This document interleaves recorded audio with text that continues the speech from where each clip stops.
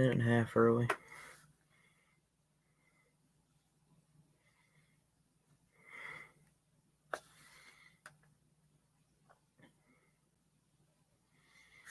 Wait for a couple of people to get in here. Wonder if I click this. Yeah, that works. I don't like it though.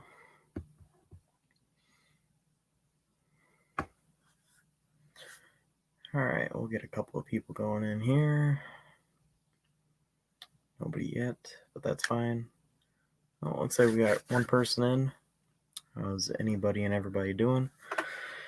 Probably gonna wait a few minutes before kind of get into it at all, because there's probably going to be a few people showing up. I don't know how many people are coming in.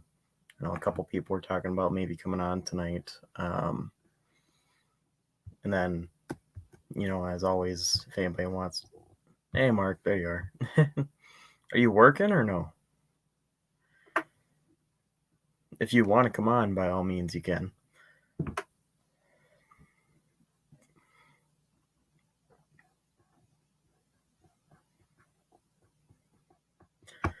Waiting for a couple people.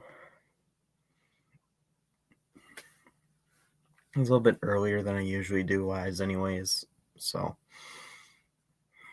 maybe more people, maybe less people. Who knows? 2 people on, that's good. A couple of people coming in.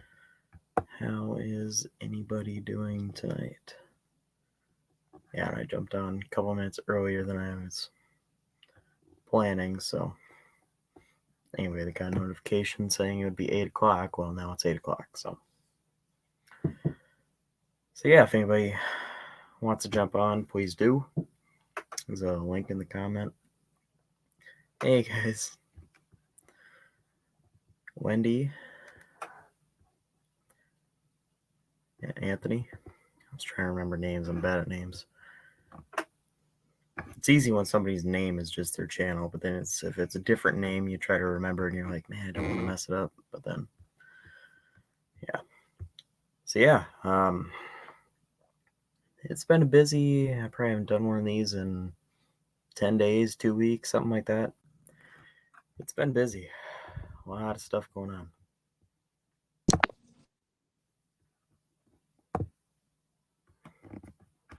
Hello?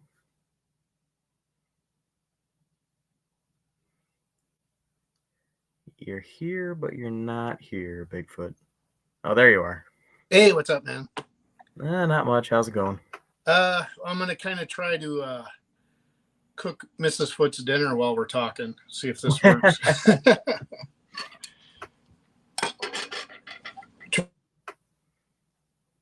This is the new YouTube channel, Cooking with Bigfoot.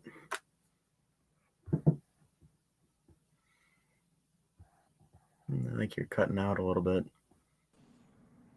Yeah, you're spinning. Is that me cutting out? Now I can see you. Okay. I don't know. For some reason, our internet's not been working too good lately. But yeah, I'm just gonna.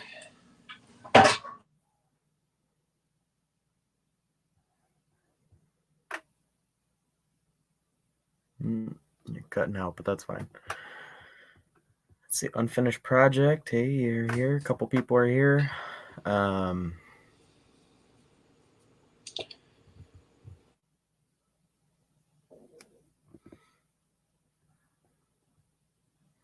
See, we got a few people in here. Bigfoot, I don't know if you can. Phone's going off, bunch of stuff. I don't know if you can hear me or not, but if you can, we are not able to see you right now, and you're cutting in and out a little bit. That's fine, no problem. Maybe it'll get better, maybe it won't, but until we have more people on, it doesn't matter anyways. So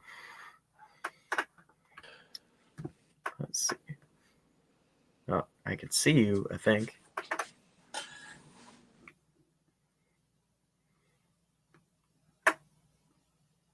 You're frozen.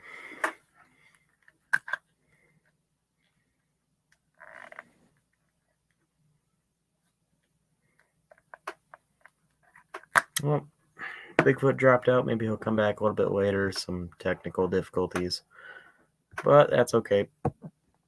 And then if anybody new in the comments wants to jump on here, talk about any car talk stuff, whatever, No Name National stuff, Mopar stuff, working on whatever, garage stuff, whatever. Now I can see you. Yeah, I think it's my internet connection. So if it keeps cutting out, I'll just bail. But Oh, that's fine. It doesn't matter.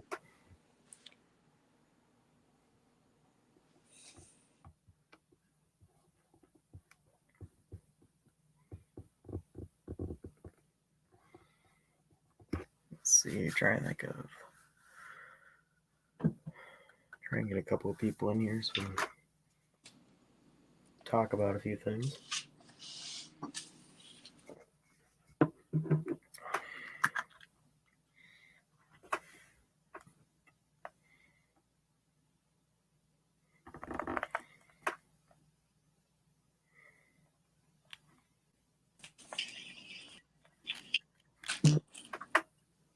Well, now I can see you.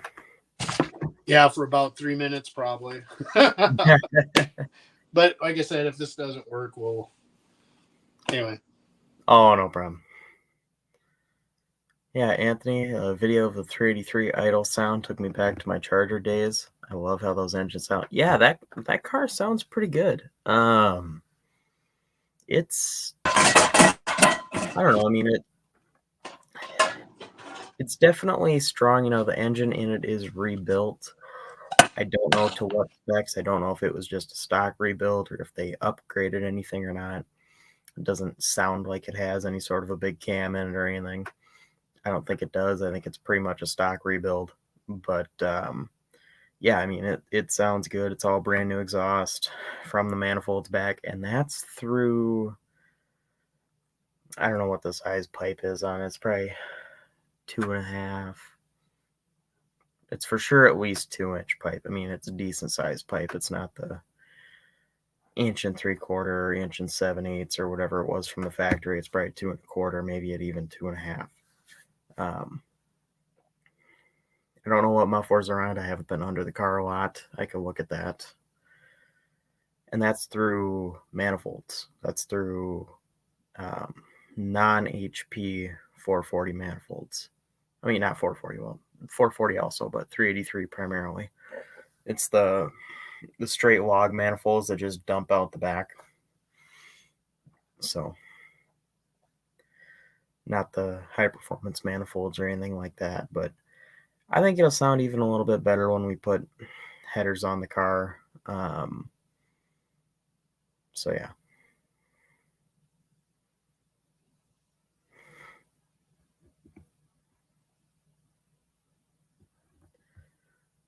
Yeah, Anthony, some of those 33s. Yeah, I've not taken this one past 5. I don't think.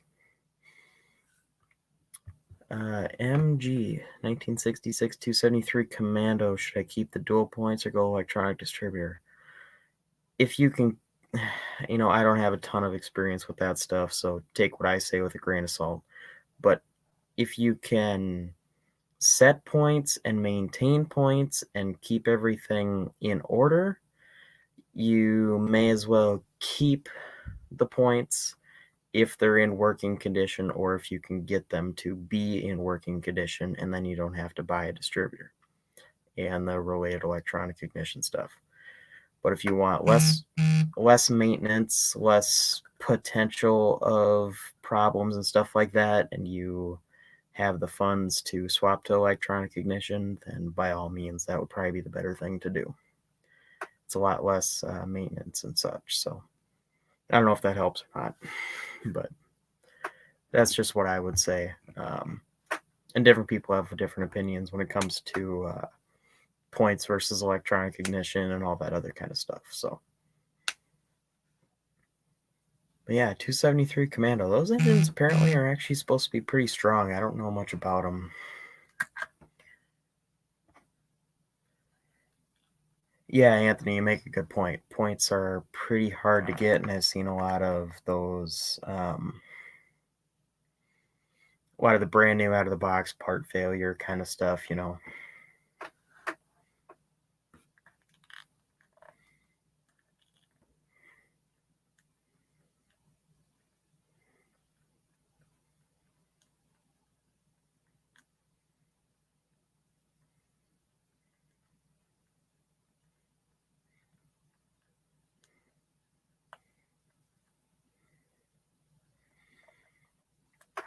Yeah, MG. I mean, by all means, if you can service them and maintain them, and you have good ones available and good ones around, you may as well keep the system you have.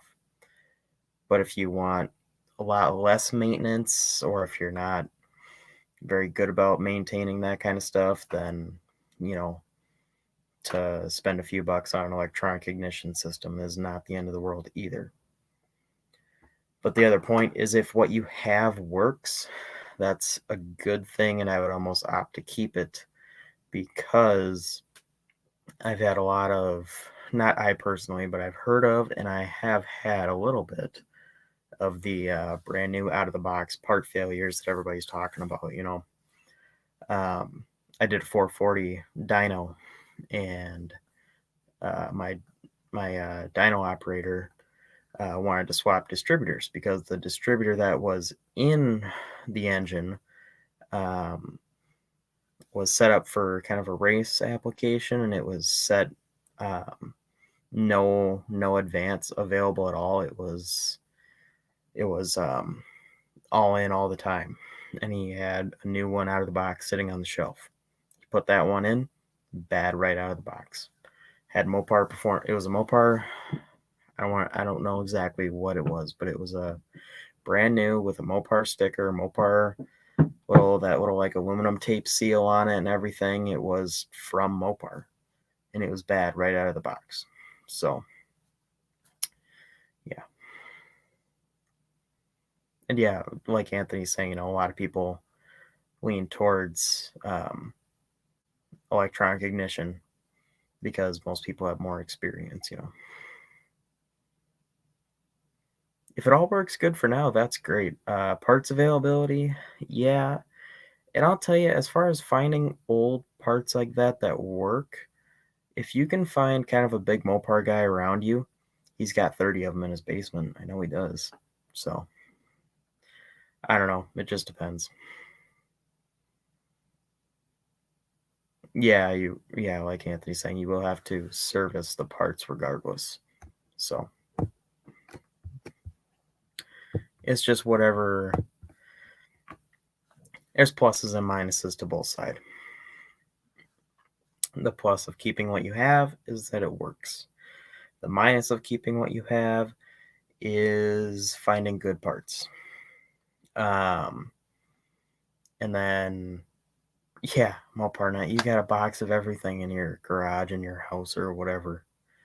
But then swapping the electronic ignition, it's good because you don't have to service it as much, but it's bad because you have to spend more money to get it and other related things like that. So it's a win and a lose on both sides.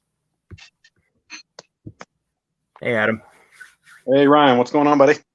Not much, just kind of talking and messing around. Is it as hot up there as it is down here, which is like 1,000% humidity? Yep. Yeah, which is good, I guess, because it gives me an opportunity to just relax in the air conditioning and chat. You can see the water in the air. Yeah, we have the hills off in the distance. They're probably about 5 miles away, and they just like a white haze. Jeez. So, yeah, of course, we're in a river valley, so it doesn't help. Doesn't help at all. Yeah, we got I don't know, we got probably close to 90 degrees today. Tomorrow they're saying it could be like 98. Yeah, we're supposed to have a few days of it, so it makes being out in the all right, I rebooted my modem. We'll see if this works. But got Bigfoot's on there. He's in the dark, like most Bigfoots are.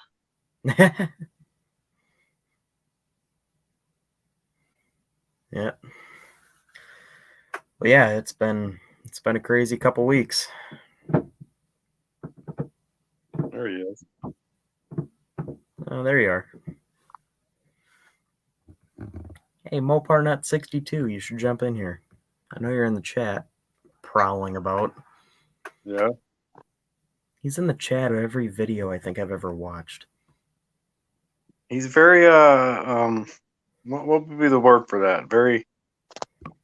He covers all the bases. He covers all the channels. I don't know how he does it because I see a lot of chats, and sometimes I'll listen to them because I'm busy, or sometimes I just don't see them, or I can't jump on, or some of them I don't jump on it because I don't want. But he is like consistent. So. MoparNut said we should pick a Mopar part and see how many we all have in a video. Let's see, what's a Mopar part that I could pick that I don't think any of you have? Probably a lot. You probably have quite a few. I know over 1,400 of them listed online, so I would think so. You hope people don't have them so they can buy them. I'm trying to think of something I would have. I get a lot of the low hanging fruit of Mopar stuff usually. If you got any of those sport A-body mirrors, I don't. No, but I think I told you about. Of course, you got to remember this is like 22 years ago. I had my first driving car. My first car was a '74 Duster, but that was a learning experience because I realized, cars rot out. Yeah, that's naive I was at 16. But the next car I had was a '73 Dark Sport, and I remember I was working at a Dairy Queen, and I was working in the afternoon shift. And I just wanted to go to the junkyard they had about, 15 miles south of where we lived over in Harrison County, Indiana. And he had a lot of old stuff down there. And so me and my dad went down there in the morning and we got looking and there was a '74 Dark Sport. And right there, it was a very open area of cars just sitting around. And there was a set of sport mirrors still on the car. So we took a few minutes and got them out. The one had the remote on the driver's side, and took them up front. And I think I paid $25 for them. And and I used them on that car. Then I had another Dark Sport using them on that car. And then somewhere in I parted the second one out, and they all the stuff dispersed from there. But I kind of, you wish you'd hung on to stuff, but you just don't. You just don't because you're looking for money or you're looking for. MoparNut says I win because I have V8K members. I've got a '73 V8K member and I have 2 A-body V8K members. Well, see, I've got the spool mount K member now that's in that '75 Dart sitting out there. I've been taking that car apart, but it's got the disc brakes and oddly enough, it has one control arm with the tab on it, but the other one doesn't. So I don't know. There was some trickery going on with that car. So. Yeah. MoparNut says sport mirrors. I just take the whole door. Yeah, now you would. Yeah. Yeah. Those doors rot out, man. They get bad. The only car that doesn't have doors that rot out real bad that I've experienced, and most people don't believe me, but out of the ones that I got sitting here, there's not very many that are rotted out, is 68 through 70 B-bodies. The bottoms of those doors really don't rot out that bad. Yeah, they probably had better drainage slots on them. Even the Roadrunner that me and my dad just got, it's got a little rust hole in the corner, but the lip on both doors, the bottom, perfect.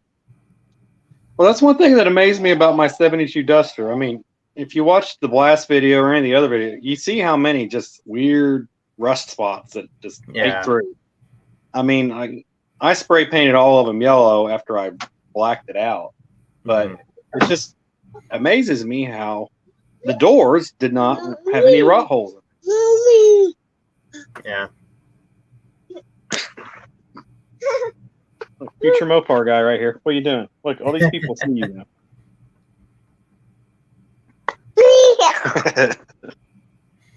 But yeah, it's like those doors I've got them setting out and I've started taking them apart and they're just surface rust on them. And You know, Mhm. quarter panels are rotted out. The tail panel, the trunk, the floor was completely Swiss cheesed. Yeah. The doors, and I could tell they're original doors because they got all the paint matches. It's just Yeah. weird, really weird. Well, this Roadrunner that we just got is kind of weird too. I mean, it's got, I mean, as far as the whole front clip, I'm talking about just like the unibody itself. You know, Yeah. the Dog whole house. front clip, the aprons, the firewall, the cowl, the door posts, and everything are perfect. The Mhm. floor of the car is perfect, but the quarters got ate up in the back.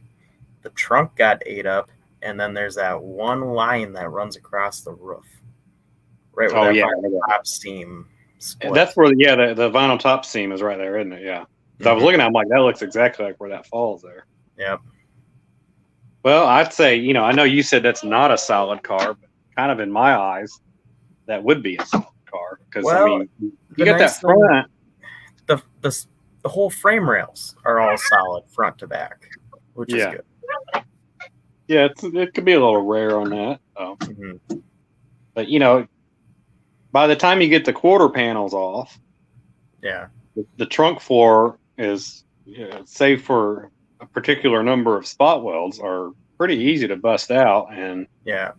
you know, then it's basically just get the new metal and line it up and nail it down. You know.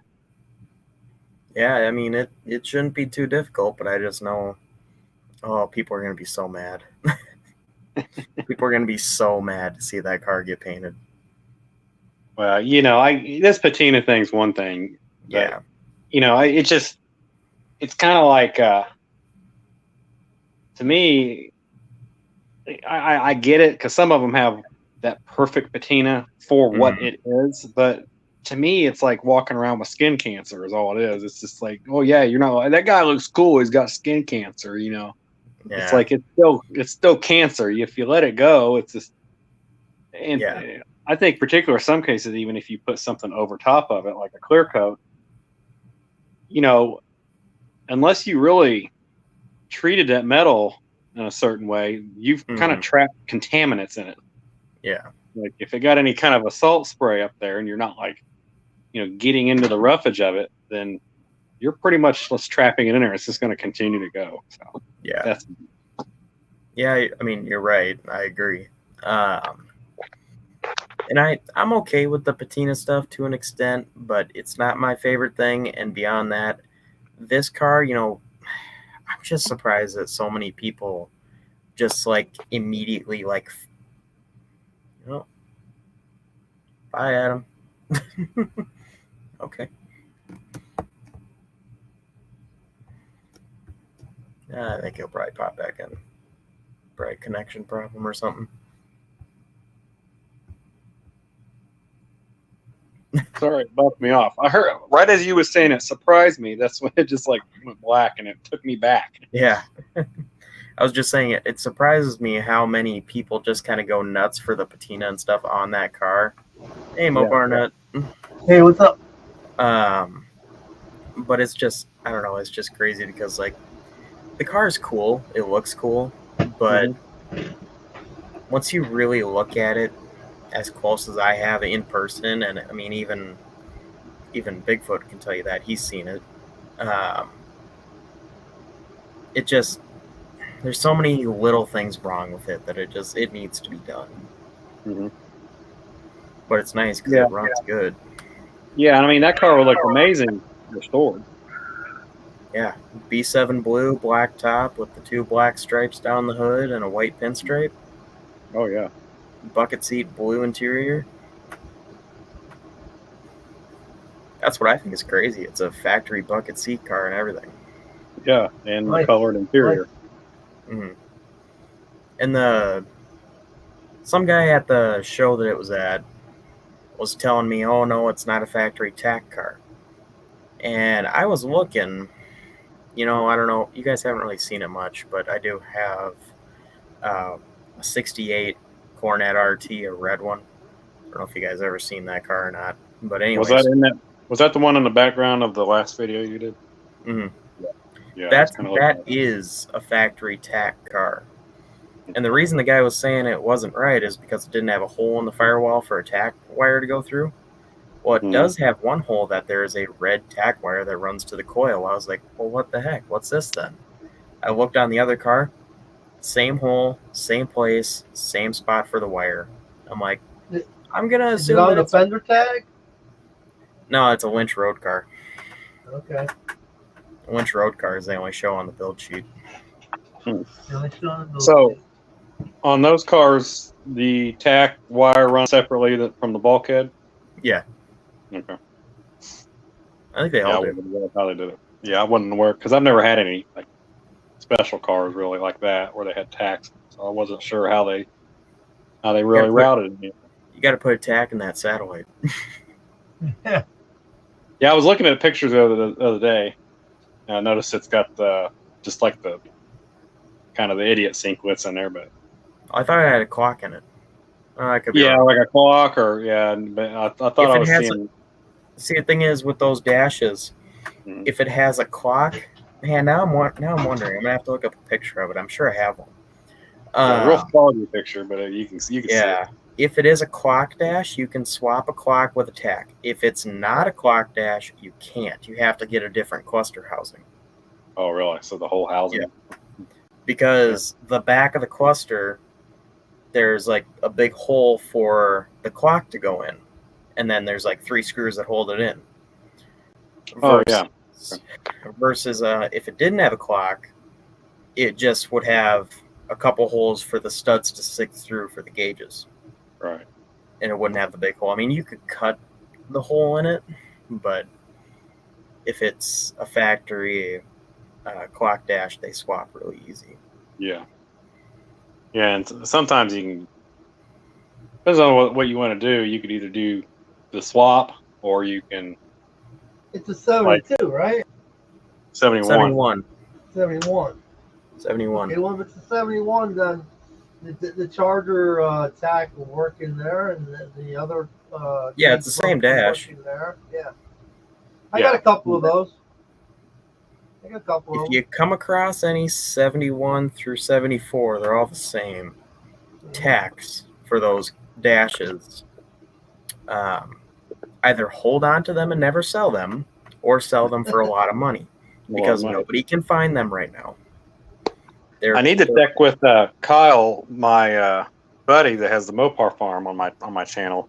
Mm-hmm. He's got a few cars that has the rally clusters in them. Now, specifically what they are, I cannot remember, and he probably knows if I asked him. But I think that car's a 150 Speedo also. It is. I did notice that. I was looking at it last night as a 150 Speedo on that car. Mm-hmm. But here's how many people do we have in our chat right now? 6. Okay. So these 6 people, let's just put it this way, and I'll let this out. They are, if they're paying attention to what I'm saying, they are privy to what the future project will be on the channel. Oh, now, geez. Yeah. So I probably shouldn't what I'm going to do, and like, so this is actually cool to me because if these 6 people, if they want to regurgitate the information later, they are absolutely welcome to. If they want to keep quiet, they can. What I want to do on my channel is when it gets here and all the stuff with it, I want to introduce the 383 first. And I don't want to say anything about the specific car. I want to say, hey, look, everybody's always on me. Oh, you don't do any engine stuff. You always do cosmetic stuff, which that's, what I've had up to this point with having the channel has just been, stock 318. I haven't had anything else to really exhibit. So we'll do a 360 for the Duster, but then I can introduce this 383 because this is going to be my first big block. And so we can have some fun if people want to join in on that, talking about the 383. And then we're going to say, look, there's a car that's going to go with this. And then at some point we will show the car. So I think that'll be intake for that? Yeah, what's that? Oh, an intake? I got a Performer 383 I'd sell cheap. Yeah, we might have to do How that. cheap? Huh? How cheap? I mean, cheap enough. I paid $150 for it, so if I can make a couple bucks. What's that one Freiberger got for his 83 or 383 71 Roadrunner? It was like the old one of the old DP Edelbrocks from DP4. Yeah, it's actually got a Chrysler part number on it. Yeah, I don't know what the part number is on it, but it's DP4B. It's from Edelbrock. It's like they offered it from the dealer pretty much for anybody that ordered a car with a 383 2-barrel and then immediately wanted to swap to a 4-barrel, which a lot of people did. Yeah, it must have been around that same time as the LD240 and all that stuff. So that intake. Yeah, I gotta get rid of the single plane that's on my 383. You say a LD340? Yeah, because they had all those LB and all those kind of oddball numbers like the LB, the LB4D, I think that's, or LD4B. Yeah. That little 318 intake. Yeah, I just sold a LD340 intake and just sold a Edelbrock DP4B. DP4B, yeah. I should not have sold that DP4B. I should have kept that one. Well, the LD340 is the one. I've had a couple of those. I love those things because they're actually still fairly comparable with the RPM air gap that they put out now. And I had, well, the second one, actually both of them I had. I put the thermoquad on. Of course, you had to open up the secondary form. But all of those things, I love those things. With the way I built those other engines, they had pretty much low compression stock 360 pistons in them, but everything else was kind of juiced up. And I think that kind of was the cherry on top with those engines. I kind of wish I'd done some higher compression pistons in them, which I think maybe this time around we can do that. But the LD340s, those intakes have gone probably twice as much since I've had one. That was 10 years ago. They're over $300 now. Yeah. Wow. Well over. Yeah, it kind of blows me away because I was out of the Mopar game for a few years there, and so there's still occasions where I will bridge my my acquaintance with some of these parts with something I knew that I think was a few years ago, but it was over a decade ago, and I'll see the prices. I'm like, I got some of them hanging out in back, and I realized that I sold them like 2 years ago or something. And I'm like, I'm just some of the prices are killing me here, but some of the way some other opportunities have opened up, it's kind of taken off. It's a trade-off, I guess. Yeah, well, if you see them in the junkyard, snap them. Definitely, yeah, definitely. See, I've never seen anything other than a performer intake in a junkyard. Well, the nice thing about those LD340s is beyond just the performance upgrade, you ever felt how heavy a stock intake is? Jeez. Oh, yeah. Yeah, they're pretty heavy. Ridiculously heavy. They're a little unreasonable. Like, you can't just pick it up. Hey, look at this. You're either propping it against your hip or you're... I've scrapped them. I've scrapped a few because they were so heavy. Oh, yeah. I mean, a lot of them are just... We just sold a factory 71 340 intake because some people like that factory stuff or good date codes and whatever. And we get hit with an extra surcharge if we have a box that goes over 50 pounds. That box went over 50 pounds. Yeah, of course it went over. Like, jeez. Well, versus the LD340, it's like 10 pounds. Not even. Oh, yeah. They don't weigh anything. And they're still beefy because it's just, it's aluminum. The Swinger parts car I have out here, I think it's got a cast iron 4-barrel on it. Yeah. It's got one of the old, what is now Edelbrock, those AVS or whatever they are, carburetors. It's an old competition series Carter. But, so. Yeah, and I was looking, I took the hat off or the air cleaner off and looked down the throat. It's very, very clean in there. I was surprised. I mean, it'll probably need a rebuild, but it's definitely, it's a keeper thing. And I think I'm sorry. What year's the engine? I haven't verified. It is original 318 car, so at this point, I'm assuming it's the original 75 318. Okay. But I'm not actually, when I get it all apart here, maybe in the next week, I will find out because they did a lot of little stuff to that car. Some of it good, some of it bad, but like I said, I was after the K-frame and the disc brakes and all the little oddball parts. Like it's got a 26-inch radiator with a fan shroud, so all that came out. And the Roadrunner we got doesn't even have a 26. Yeah, I know, it's weird. So, and I've got 22. Yeah, 22. I found a shroud at the junkyard from a 77 van. It's actually the same van I got my disc brakes from for my 72. Mm-hmm. But I got the fan shroud off of that. But although it was very brittle and I have it all in pieces, I need to try to, stick it back together and use it. Glue it back together or plastic weld it or something. Yeah, maybe panel bond to see if that works or something. Maybe you can find a better one. Do what? Find a better one. A bad one? Shroud. A better shroud. Oh, a better. Well, okay. The shroud on those is a little different than the regular 22-inch. The car shrouds.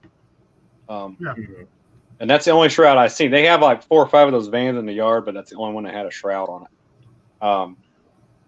But I'll mess with that later. But a friend of mine. Yeah, I got a 26. I got a 26-inch shroud that I got out of that junkyard. It came out of a 75 Charger, and I think it's a very universal shroud because when I first picked it up and I ran the part number on it, it seemed very familiar to me, and I think I used the exact same part number in a 74 Dark Sport that I had years ago, and it had a 26-inch, all that stuff.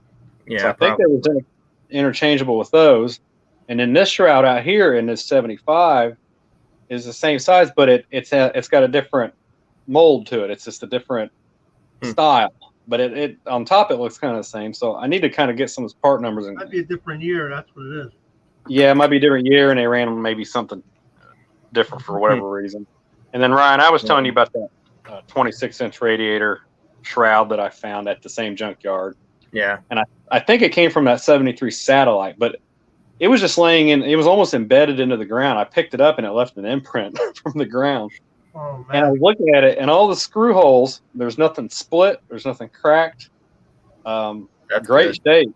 And I was just standing there. I thought, if this came from that car, because I had the Chrysler logo, and I ran those part numbers, and it's the shroud for those years and the E bodies. So the BE body to the point where they actually they reproduce it. So yeah. It took me a little while to find one for that that 73 Charger that I had. And I kind of wish I had that car back, but at the same time, no, I don't. Is that the brown one that had the gunshot? Yeah. 440 car, yeah. Did you ever figure any of that out, the gunshot hole in it? No, I still don't know what happened. That's weird. That car is down in Texas now. Is it? Okay.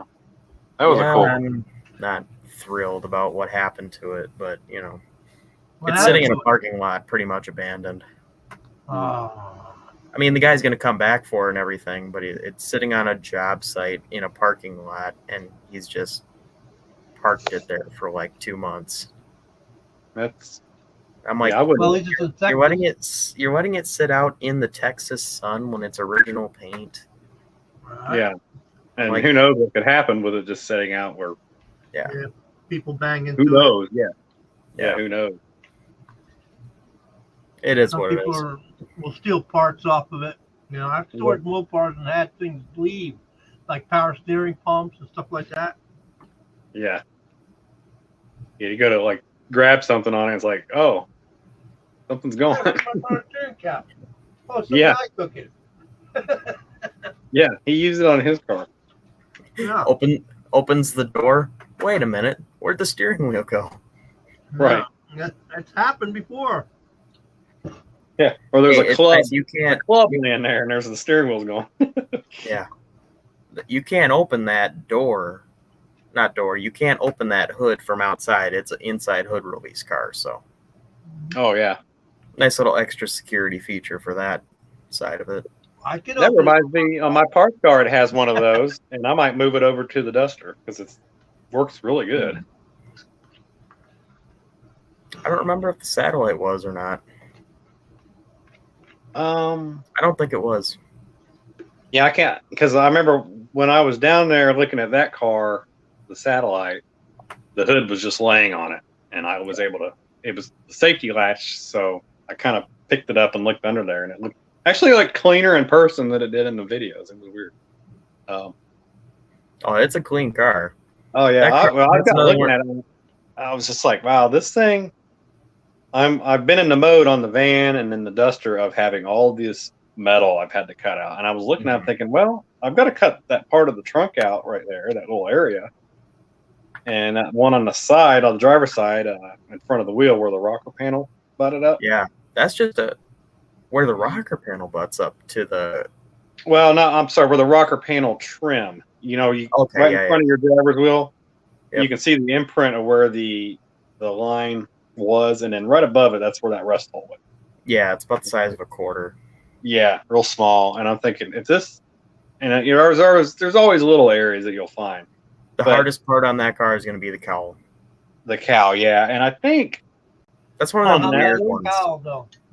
Is the bottom of the A pillar rotted out? No, just Well, I mean, it's a little bit, along but the it's- bottom. the bottom of the A pillars aren't really bad. It's just the base of the windshield, Yeah. and it's mostly on the ends, not very much in the middle. Well, I kind of had an Really hard. idea on that one because I think that green Satellite, even though it's a 73, I think they're all the same. Same windshield, so yeah. Yeah, I think that area on it is really dry, really clean. I'm gonna check it again next time I go out there, and if it looks good, we're gonna be taking some sawzalls and some battery-powered cutting wheels out there, and we're just gonna Take slice as much that as hole. you there. can, man. Take as much as you can, because you never know. Yeah, just take always like be excessive, like be very liberal about Yep. what you take out of Yep, there, and Take as much piece as you need.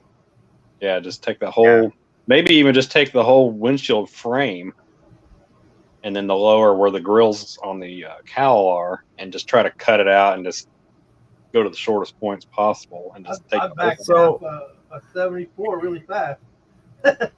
So it Yeah. took me a little while to figure out what exactly the guy that built that car was thinking and what exactly he was doing. Did you figure out what he did for the vinyl top? Because I did. Well, it looks like he did a Landau top on it.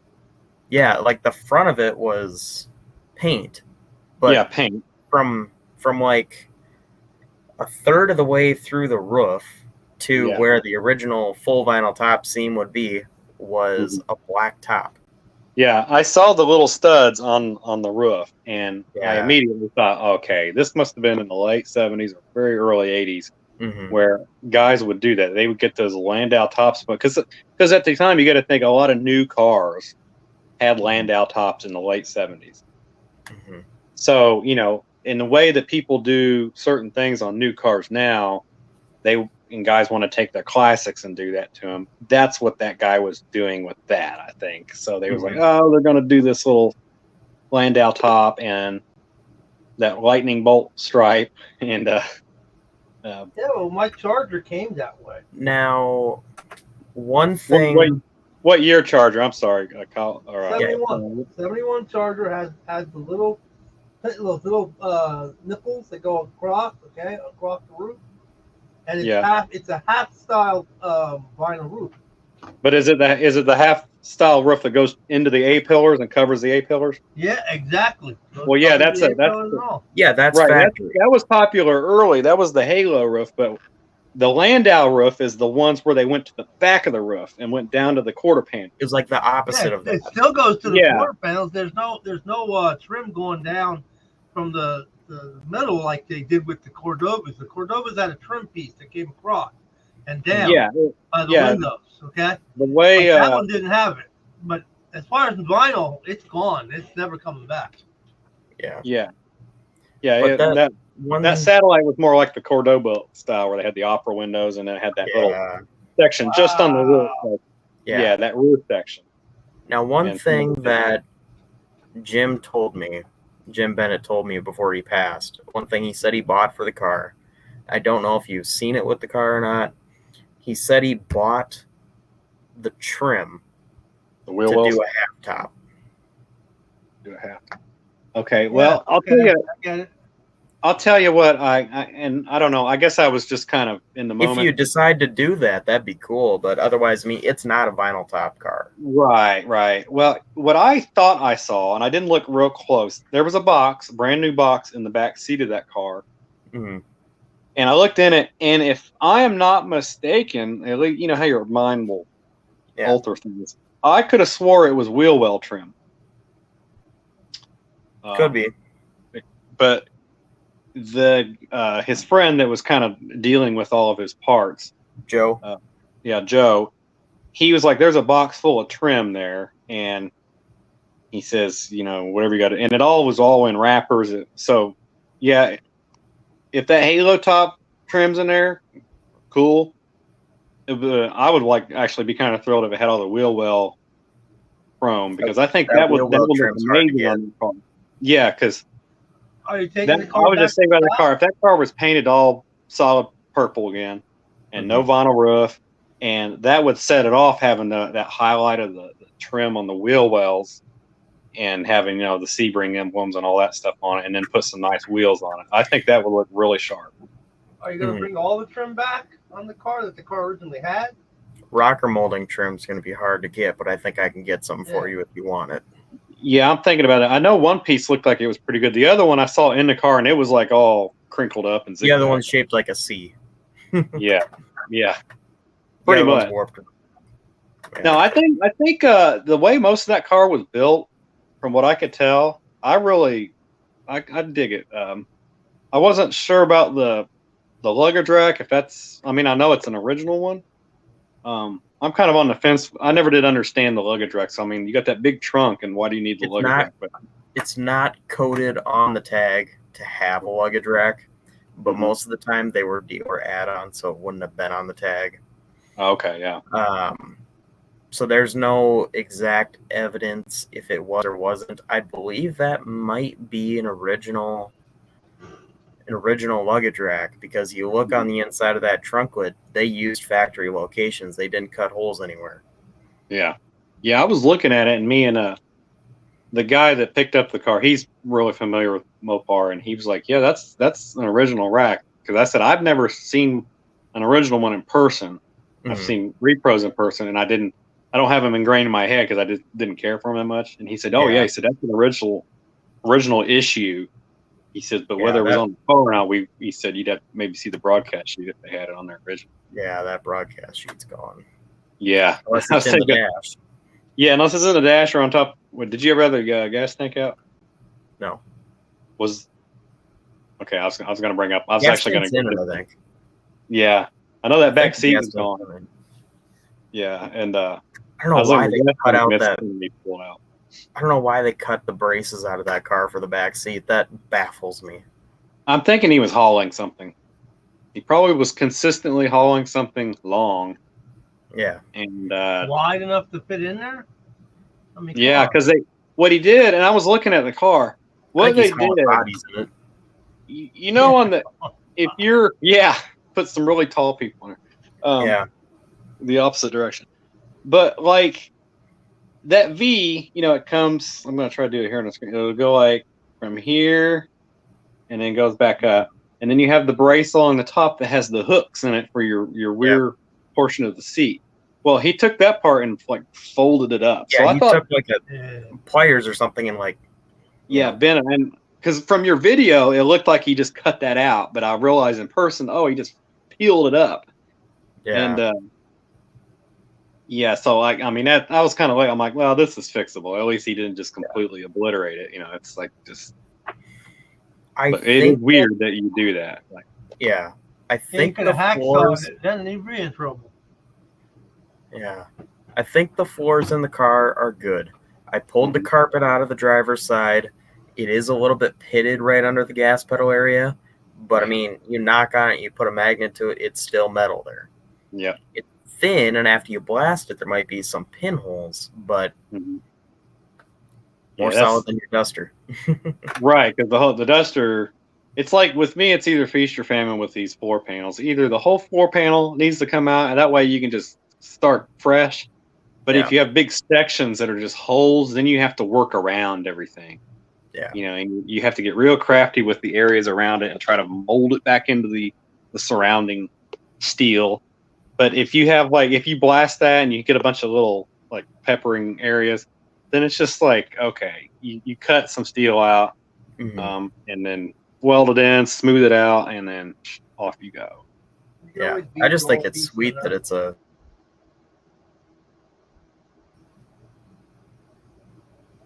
Could you repeat that again, Ryan? It like froze on me for a Oh, second. I just think it's sweet that it's actually a factory bucket seat car, you know, Oh yeah, rather than and it just being a bench.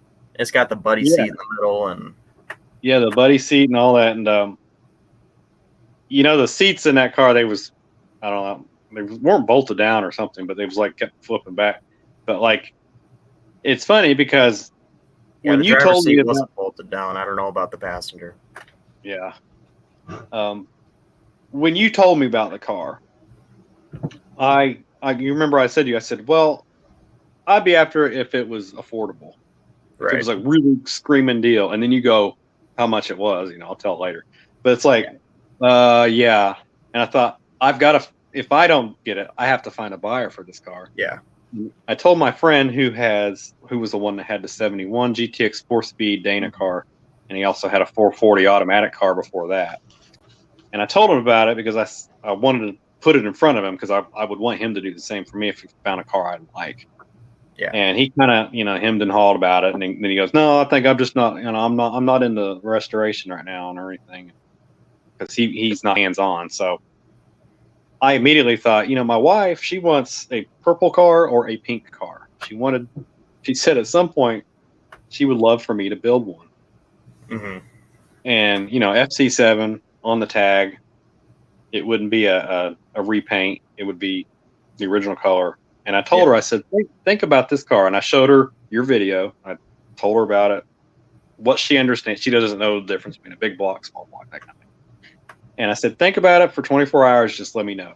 So she come home the next night from work. I got off work. I said, what do you think? She goes, yeah, okay. So when we was down there last weekend, looking at the car, I opened the door and I thought, well, I haven't sat in a B-body for a while. So I slipped myself in there in the driver's seat, and I'm like up against the wheel like this, all right? And instantly I thought, because she's like 5 feet tall. When I get in her car to drive it, I have to push the seat all the way back because I'm 6'1". So I said, come here and sit in this car and tell me the way the seat is setting here. Tell me what you think, how well it fits your view, and, you know, that whole cockpit thing. Yeah. So she comes over there and sits in it. She goes, oh, this is great. This is perfect. And she's sitting there perfectly where she would sit if she was driving it. I said, well, this is probably meant to be your car. So, Oh, that's sweet. yeah. Now, there's one code on the tag that I didn't decode right. I need to figure it out. I know for a fact it wasn't a vinyl top car, but there's one code on the car. I'm not gonna say for sure. I think it was V8X. It was V something X. Is that the one right above FC7 on the left? It's like the last code on the tag. Okay, the last code. Which decodes to one of two things, if I remember right. Either it was a black pinstripe car, which I've never seen a Satellite Sebring Plus with a pinstripe, so I don't think it's that. But what I think it was, and there's actually a little bit of evidence from it, if I remember right, I could be wrong, it's a body side molding. Body side, okay. The little bumper. Like the blue on top? Yeah. I would not put those back on. No. It's like the little where people open their doors. It's supposed to help prevent dents. It's got the rubber insert, and it's like an inch wide. My friend, his son, when he bought a 72 slant 6 bare bones satellite, and I mean bare bones as in rubber floor and no radio. Wow. It had a little piece of trim on the middle of the door that extended just beyond the fenders and just beyond the quarter panels, and then the Satellite Sebring emblem almost set on top of it. And I always looked at it, I thought, it looks factory to me. But you mentioned the possibility of the pinstripe. Is that the one that's The pinstripe is it the one follows with the the real body. rough and No, the whole length of the body? no, it follows. You know how the body line. Try to draw here. The body line goes like this, goes up and over the wheels and down, and then straight across the Yeah. door, up and down over the wheel. Yeah. The Up into the pinstripe fender, right? traces that body line about an inch above it. Okay, I've seen that one, Mhm. and I also, and I was reminded of this when I was doing some Google searches last week. Have you ever seen the one on the 71 that? Okay, imagine that drop off of the trunk. You know, the trunk slips back above the bumper. Okay, Yeah. and this you go up to the top of the trunk, like where the luggage rack would be, and then up to the rear window. Mhm. Have you ever seen that stripe that wraps around that contour? It goes down to the bumper, starts at the bumper, goes up, goes over the top of the car, and back around and does the same thing on the other side. But it's like a pinstripe about, maybe half an inch wide and might have another little one next to it. You ever seen those on those satellites? I have not. And I've seen them on a lot of the promotional, like the factory promotional. I've If you seen look, them. yeah, Mopar now, Yeah, I a think lot of you know what I'm talking about. You see them on like their ads, and it's just a real thin one that goes around that contour, wraps around the roof, back down on the other side. Like, I wonder if it could possibly be that one, if not the one that goes along the body. Yeah. Yeah, I'm not sure. I could look at that. Yeah. Let me try to. Oh, jeez. You can look some. Mopar Nut. Peter North is in here again. I said hello. I already said hello to Peter. You should ask him how's it hanging. Probably hanging out. See, the thing is, this guy seems like a troll, but then he actually communicates in the chat and actually has conversations. We don't know if he's real or if he's a He troll might or be an what. intelligent troll. He might be a real smart troll. And last time I had a live, he subscribed to everybody in the live. So I was like, okay. This is just weird. Maybe he's just a turbo troll. I don't know. I'm gonna. Yeah, but dealer brochures, you should be able to look at some dealer brochures to see that. Share my screen here quick. I don't know if you guys can see what I'm seeing here. I can See a little bit. But like he There it wanted is. to do the car like he wanted to do a car like this. Yeah. Of course that's blurry and it's not clearing up, but anyways. Well, You you get can see the that idea. stripe though. See the stripe around the back, or the back Yeah, body? yeah. Yeah. That's the one I'm talking about. Now that I think about it, it has a black one of those. Does it? It does. I was I wondering if there was didn't any think it any remnants of it, even though they painted over it. Sometimes they just used to sand that and then they paint over it. Like that car would be. Well, Let's say that's it. Save for the vinyl roof, that's like the car because it has the same rocker trim, wheel well Yeah. trim, the color, the interior color, and whatever else I can tell. Yeah, that's the car, other than the vinyl roof. I also have I don't know, I'd have to go through and make sure it's an extra one before I go talking about it too much. But I've got a Roadrunner hood Oh, do you? if you'd want to upgrade. Yeah, I've been thinking about that. Like, younger me would have like made a Roadrunner out of it, but older me feels like I'm kind of going off the reservation when I want to change the model. Even a satellite, man. It's a satellite, right?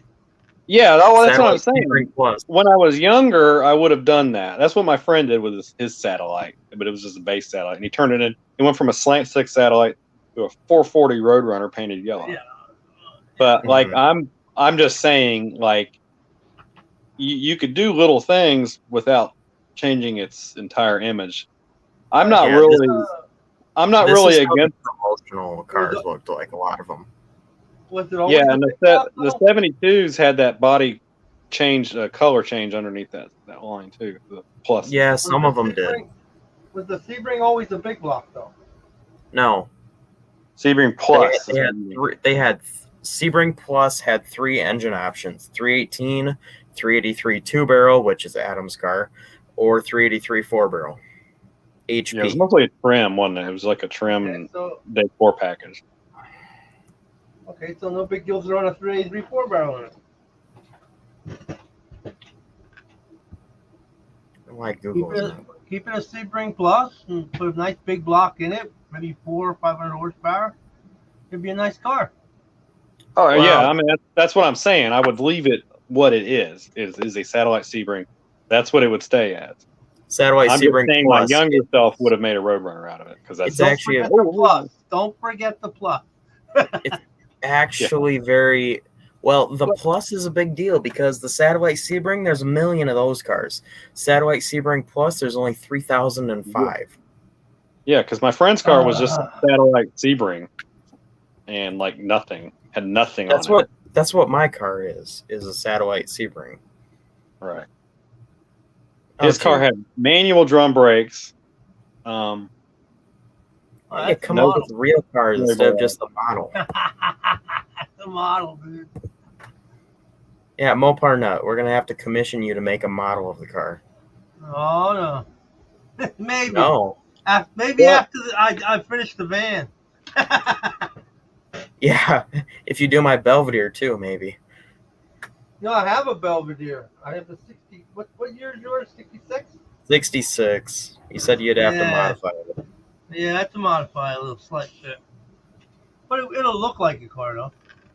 That purple one over there, Ryan, was... oh, geez. Now we're in a temple of unlimited screens. I need to undo this.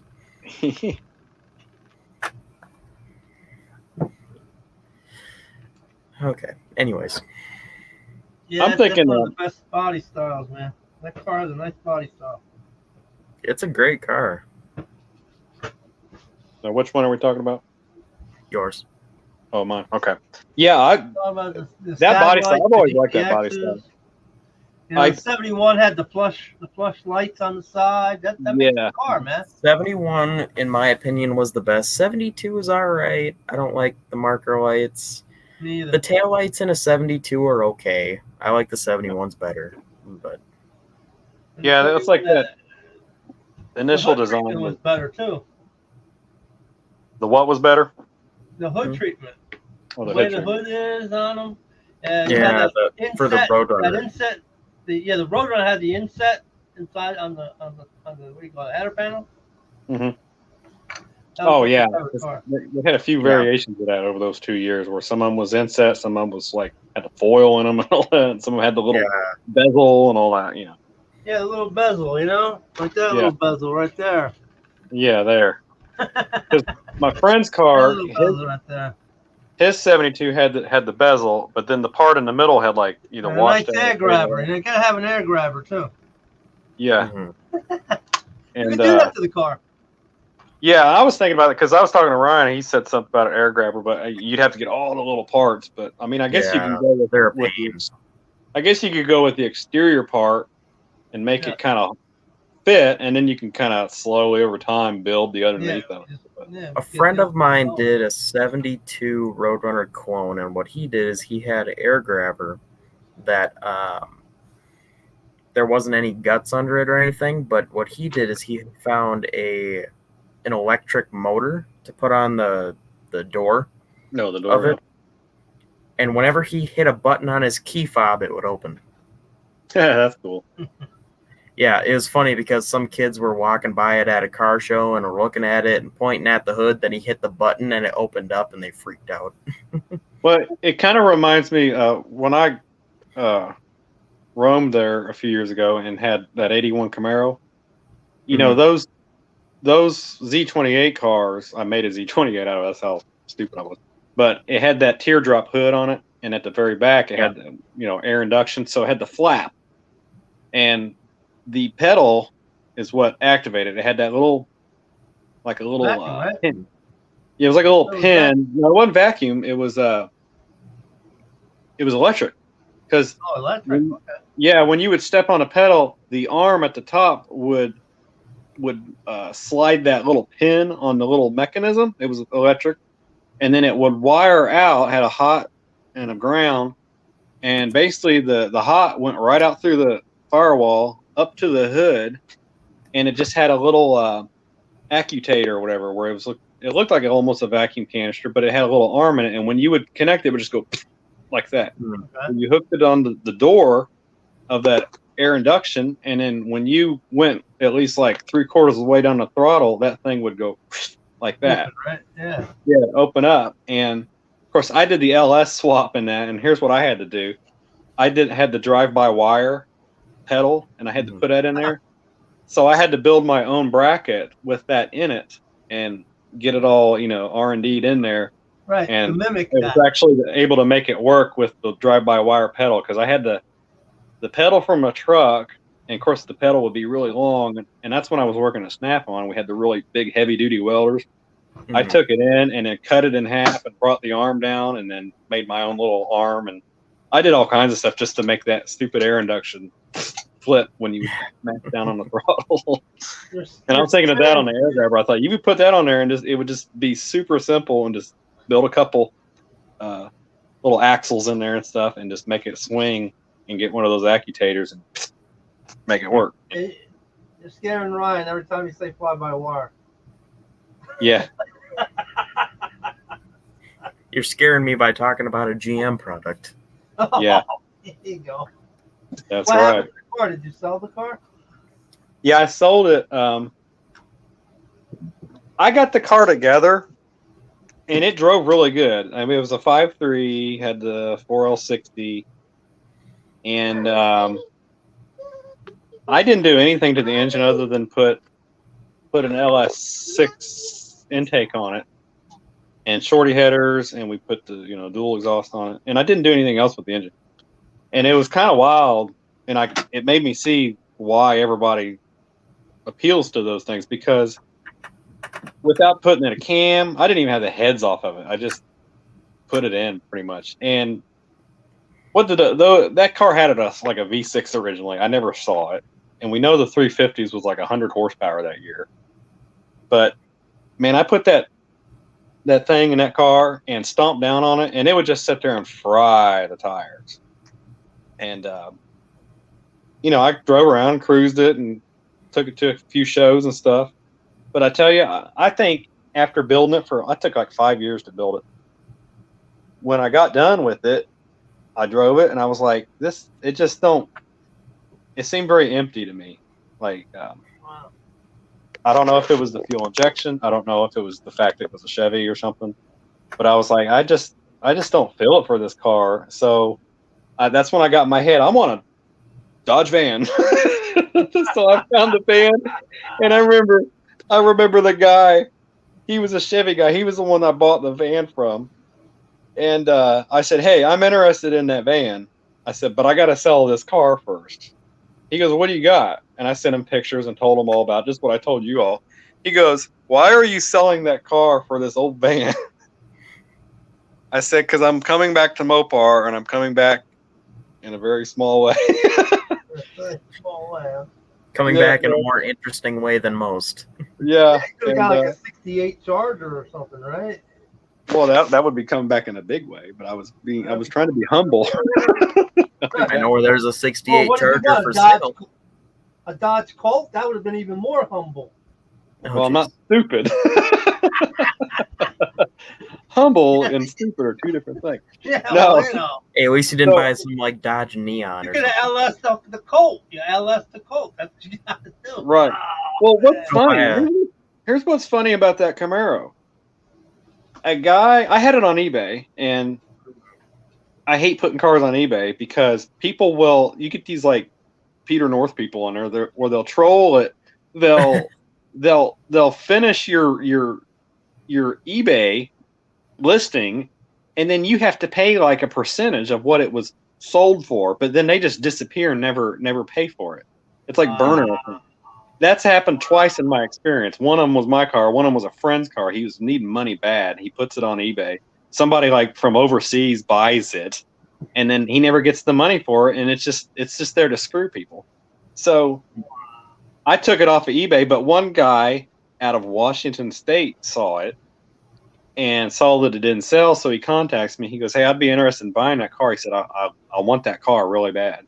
So I got talking to him, and he's like this Chevy guy, of course, and so he's like, "I will send you a certified cashier's check if you're okay with it." He said, "Go talk to your bank and make sure that you're comfortable with it." So I went through all that, and sure enough, he has it like zipped right to my account like 3 days later.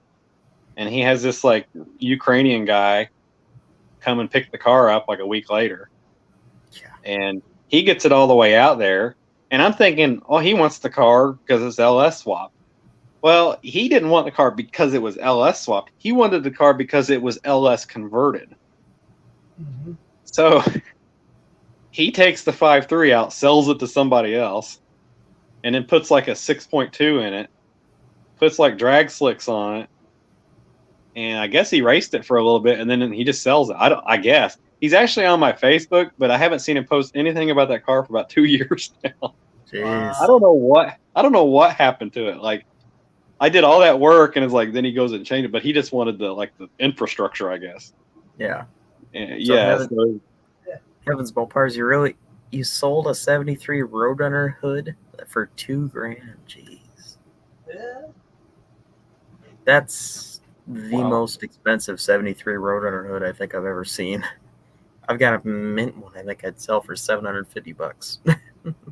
Those are cool looking hoods, though. They are probably the best looking hood from that era Mhm. of I D-body. like the Powerbolt, the 71 Powerbolt for the Charger. That's what I want. Well, the Charger, yeah. They're too, But for the Oh. Plymouth, they was like power bulbs with like scoops in it.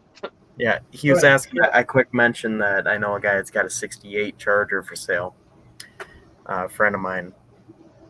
Real quick, I might as well tell you about the car a little bit before I tell you what he wants for it.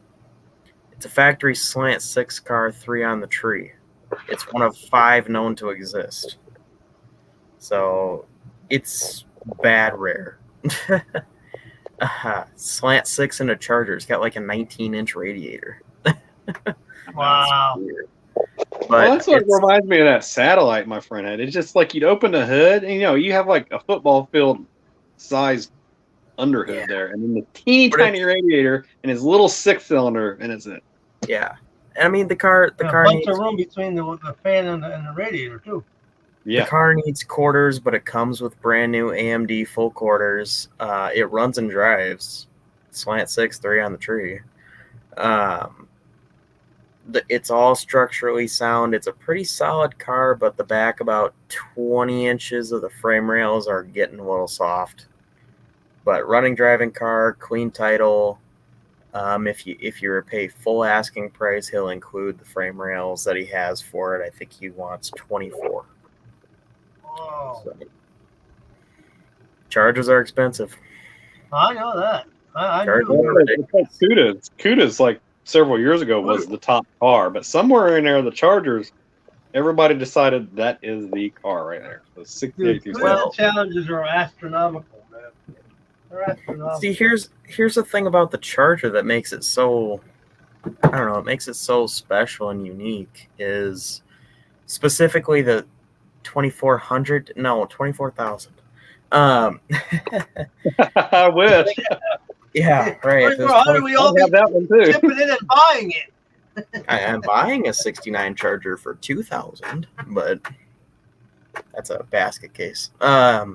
Anyways, enough about that. I shouldn't have said that. Anyways, but the thing that's special about the 68 through 70 Charger, I mean, look at the Dodge versus Plymouth and all that stuff. Nothing compares to it. Right. Nothing. It was leveled with the GTX, but the GTX was basically just satellite The Cornet rotor. RT. Yeah. Yeah, but Yeah. The and then- GTX and the E-body. Cornet RT is what was actually competing. The Super B and the Roadrunner, the Cornet, I mean, you had Cornet 500 and the Sports Satellite, and then the because Cornet Satellite. they was taking the GTX and saying this is like a gentleman's supercar, but then they said the same thing about the Charger because it was like the top of the line car. But Yeah. the Plymouth didn't have the extra sculpting, the totally different doors. Totally, it had pretty much the same thing as the other Plymouths. But the Dodge, and I was telling the guy that picked the satellite up last week, he's got I think 3 68 through 70 Chargers. I think most of them are 70s. I told him, I said, I can see why people have taken those cars and put them on the highest pedestal, because to me, from when I was younger and first started getting into this to now, if I walk up on one, they are the most physically impressive looking cars that I have ever seen. I can walk up to a Ferrari or a Lamborghini. Yeah, they're very exotic looking. But you walk up to a 68 through 70 Charger, even though the window line is like almost identical to a Coronet, But it it's is just the something way the about sail the way. panels. The sail panel Debatable. and That's the debatable. the grill. I'm just talking from my opinion, but Yeah. I'm like the shoulders on those quarter panels were a lot deeper. The way the lines go down into the doors, and then the other one jumps up, that Coke bottle kind of shape. Oh, yeah. When you walk up on it, they are just so impressive looking. I mean, it's just from a styling point. And the guy that I was telling this to, he looks up to me. He goes, "Yeah, because they styled it after a woman's body." And he looked back down. He was doing something. But the 68 Roadrunners, they are the meanest of all the Mopars. When you see a 68 done in black and pinstriped out with anything like a big block, 3-inch exhaust, and shaking the ground, literally shaking the ground, it almost scares you to death. That's how evil they look. I get that, but you're talking like 3-inch exhaust and all these effects that have. I mean, We're talking about factory comparisons. You just take do the same thing with the Charger. The Charger looks good too at that point, but the Roadrunner just has that meanness to it compared to the Charger. I mean, I guess it's all stylistically in the sheet metal Because that there's if nothing. you look at the quarter panels on the Roadrunner has that shelf-like look to it. It has like that flat spot right there on top of the quarter panel, just like the Charger. So just do like all the of them. And then the E-body came along and said, "Look, I'm going to race in Trans Am." Okay, so the E-body has that race, lifestyle that it actually went out and raced the Mustangs and the Camaros, where the Roadrunner and the Charger never did that. It did it in NASCAR. It did that in NASCAR, roundy. Well, you talk about like shoulders of the car though. The only thing I don't like about the 71, 72 B-body platform for like the Charger, not the Charger, the satellites and stuff, there are no shoulders. Right, there are no shoulders. It just the roof directly drops into the quarter panel. Yeah, that was a huge one. On the Chargers, the shoulders are very tiny. If you look at it, it's very small. Johnny Mopar is in here. He said, "Mopar nut, the birds are cool, but Chargers are king." No way. No way. I mean, I'm gonna oppose you when I say that. I say the Super Bs are the best. So yeah, I think the Coronet body style is a little sharper than the Plymouth style because of that extra little cut, and then you have the little jet lines in that one. So the little like scoops in the quarters. Yeah, and then they have that accentuated line that the 70 model used that stripe on. Think of that one. Well, if you take the stripe away, they actually had that molded kind of, and that made it a little more Charger-ish. But then you didn't have that sail panel and the bigger shoulders like you do on. You know what I think is cool? Look at the quarter panel on a 1968 or 69 Super B Coronet RT, whatever. Look at right behind the door. It's got those two like scoops that go in, like Charger scoops. That's the same as like what's in the front of a Charger door. Yeah, it's like a Dodge thing. Because actually, my cousin brought this up. Now he's got a '66 Dart. Okay, and it's like great. Mopar Nut's got a model out. That's a rotor. What my cousin pointed out, if you look at the front of a '66 Dart, the front fenders, like at the right behind the headlight, they have those two lines too. Also, I should say, have those two lines as well.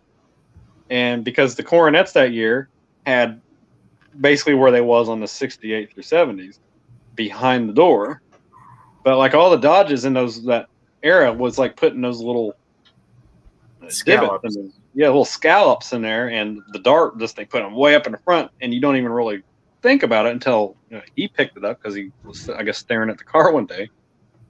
But okay, so now we're looking at model cars. Hey, GTX. Hey, We're looking at a Mopar GTX, Nut. right? Mopar Nut. And I'm looking Bigfoot at is this on your body side. line right here. Bigfoot's on your side.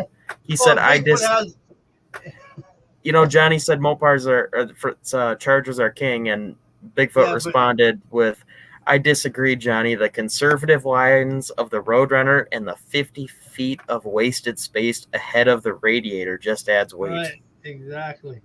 Well, But you can't beat that tunnel back on the damn Charger. No, Those you two can't. B pillars, man. The two B pillars back here, like the GTOs used to have.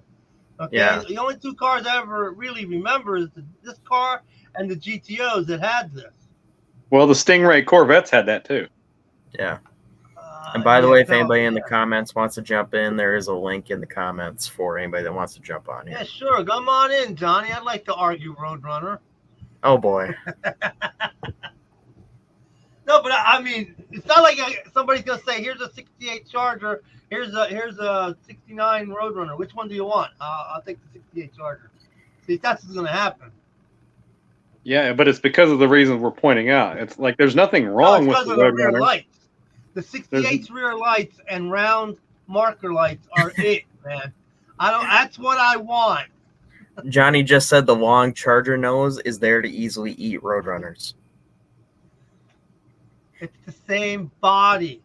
You flip them over, and they're the same. They're actually the same. Well, we know that. So you whoa, hold on. You okay? They have Then you different can't say wheelbase, that gap. actually, but yeah. You can't say that gap between the radiator and the front is vastly huge compared to those cars because they're the same car internally. Yeah, same car. Same car. Until you get to the sheet metal on the outside. They made the Charger a little more sexy for that reason, is to give that a little more Svelte, maybe a little more Svelte. But to me, the '68 Charger's only falling is the front nose. I like. I don't know what we're talking about. I don't know what we're talking about Roadrunners for. Super Bs are better. But which one? The split bumper? No, 69. 69. Yeah, Okay. So you don't like the split bumper? it's okay. Talking about the 71, the 1 year only? Or are you talking about the 70? Adam 70. 71 has the wraparound bumper. You know what I mean? That's what's cool about that, having a wraparound bumper. Yeah, the loop bumper. Oh, Bigfoot, that's just cold. He What'd said he the say? Charger. He said the Charger couldn't even catch a Mustang No. and pull it. That was fake. You see, they blew it up by the gas station. That's because they kept on losing the hubcaps off of it. Did you ever read about that? They said the Charger They was had running 15, circles around that car. They had to hop up the Mustang and detune the Charger. Yeah. You also know that Mustang was so the cool. General I like the Lee Mustang. was used as a workhorse on set because of the push bar on it. They actually pulled cars out of the ditch with the General Lee. Yep. Well, there was plenty of We're getting off the reservation with this. Yeah. Every Mopar guy's argued which Mopar is the best. You know what I mean? Well, I mean, most Everybody's people will got- tell you it's either going to be the Charger or the Cuda, but I would argue Cuda and Challenger. I would argue the Challenger better because I like the body line on the Challenger. I like the much Challenger better. better than a I Cuda. agree. I agree on the Challenger. I Because definitely. the Cuda was kind of plain in a way. I mean, they're visually striking too, but All right, of the Cudas, which year is your favorite? mine 70. 70, yeah. You don't like the 71 I better? Like the 73. I like the 73 grill. But though. Mopar not. The 72 through 74 has round taillights. How come they're not? Yeah, I know. I like that. They're good too. I know. I like that too. Yeah. That's a good point. That is a good point. Yeah. The they Chargers do look taillights good, but- The Chargers taillights are unique because they're in 3D. They stick out more, and there's two of them. See, hold on. Here, let's just do this. Let's just make it simple and have our opinions be clear. Let's just go year by year They're What? funny. 19, let's just start it simple. 1967, if you could order any Mopar from the factory in 1967, what would you do? Charger. 67 Charger, really? Oh yeah, I'd get a Charger. I'd go Cornet RT. Though I I'd do go- like I'd the go- 67 fastback CUDA. I'd go notchback 340. Oh, I'm sorry, not Yeah. 340. The 273 Barracuda. Yeah, see, that's a good choice. And now 1968, I would go 1968 Yeah. Charger RT probably. 68 gotta Charger RT. Hemi, Hemi what? Charger. Charger RT. Sure Okay. But you're not gonna pick the Roadrunner after you just told us the '68 Roadrunner is the greatest car. Oh, I do. I want both. I'm of them. confused. Like, I don't. want I them don't. both. There's I no want consistency them in this both. argument. I want them both. If it can't even pull your stock, then how can you have it? You know. In 69, I'd take a 69 Super But Beast. he's talking about cars off the rack where they're coming off the. Well, but earlier we was just talking about the initial sheet metal styling of the Charger, not any other effect. It was just, A 68 Roadrunner is going to be a badass car when I get done with it and I put the tires and wheels and engine. Then it's different, but it's not from the factory. Not going to come like that from the factory. right. Well, we're glad you're now getting that. Yeah. That was our discussion I'm from done the with beginning. Now, by the All right. time I'm done with the 68, I would have spent so much money. I probably could have got 4 or 5 Chargers. So what do you guys say for 1969 Charger again? No, I got Super B. I like Super B was a good one. I think me and Ryan are kind of similar on some of this stuff, Yeah. like the '69 Super B, and like the green or whatever. Those were just Yeah. nice style. The front and back was good. Had the stripe. It was still in its original conception, like an A12 or something. This is just a nice, Yeah, balanced out car. Right A12 would be nice. An A12. That's like my Flip car, up, kind of. Hey, there. Yeah, that's like that my dark car. blue. With the flip off hood, Mine wasn't Nice originally dark 46 blue, but it is back. now. 440 white interior, white bumblebee, Mine's poverty got- caps mine's got on it, blue all kinds of interior. crap. Mine's got blue interior with white stripe. Hey, Roy boy, he's in here. Roy, about thank 70? you very much. I haven't gotten to say this, but Roy, you are the reason that I got that 69 Roadrunner because you sent me that contact info of that guy. And I bought his other cars too. So thank you for that. So what'd you say for 69 Moparnet? I'll take the Coronet. Oh, I didn't even think about this. Roy just said 69 Charger Daytona. Yeah, that too. Yeah. Oh, that's the a good one. Daytona. That's a fight too between the Superbird and the. If I was racing There's on no a Super fight. There's Speedway, no yeah, fight I'd want between a one. Superbird and a Daytona. There's no What are you saying? competition You want between the a Daytona? Superbird and a Daytona. A Daytona had a quarter of the production numbers, and they were actually faster, more aerodynamic than the Superbird. Plymouth had more time to perfect the Superbird, and they failed. Yeah, I know, but still, there's an allure to the Superbird. It goes back to the same sail panels. Even though it had the flush mounted back window, the Charger still looks better. But then you got that guy who took the 71 Chargers and put wings on them. It was a couple. Yeah. Yeah, I've seen those. And the 71 Yeah. Roadrunner with a wing on it. Mm-hmm. Or They had GTX, the the double biggest wing. GTX. I never liked the double wing. I saw a guy going down the road with some ricer or something on the other day, and it had a weird spoiler on. And as I got closer, I'm like, that's made of wood. It was like part of a picnic bench. Ryan, how old are you? Are you about like 20, early 21. 20? 21. Well, you Don't probably say wood around Adam. about 20 years ago when you was a baby, that's what everybody was running around with, these ridiculous looking spoilers on their little Honda Civic, and some of them was made of wood. You Yeah. could go out and see them any like Friday night, and it was like big Folgers can for exhaust, and it was like Yeah. it was ridiculous there for a while. I mean, it still is, but it was pretty senseless. Yeah. Oh, look what Two Hack says about the Superbird. 2Hack says the Daytona was functional in all aspects. The Superbird was not. Which car broke the 200-mile-per-hour barrier? Daytona. The Daytona, didn't it? Buddy Baker. Yeah, I'm thinking, yeah. Buddy Baker at Talladega, I think, wasn't it? Right. 200 point with something. With a Hemi in it. Well, yeah. Yeah. If one of those years, there's a stipulation. If I was buying a stock car, yeah, it would be one of those. If I was buying just a street car, I would not buy a wing car. Yeah.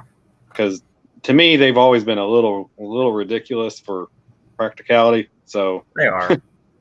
So I would just rather have a regular looking car with all the goods in it, like a Super B or Overseas, a guy was racing one of those, okay?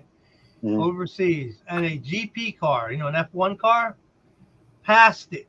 It was doing 200 miles an hour, the wing car.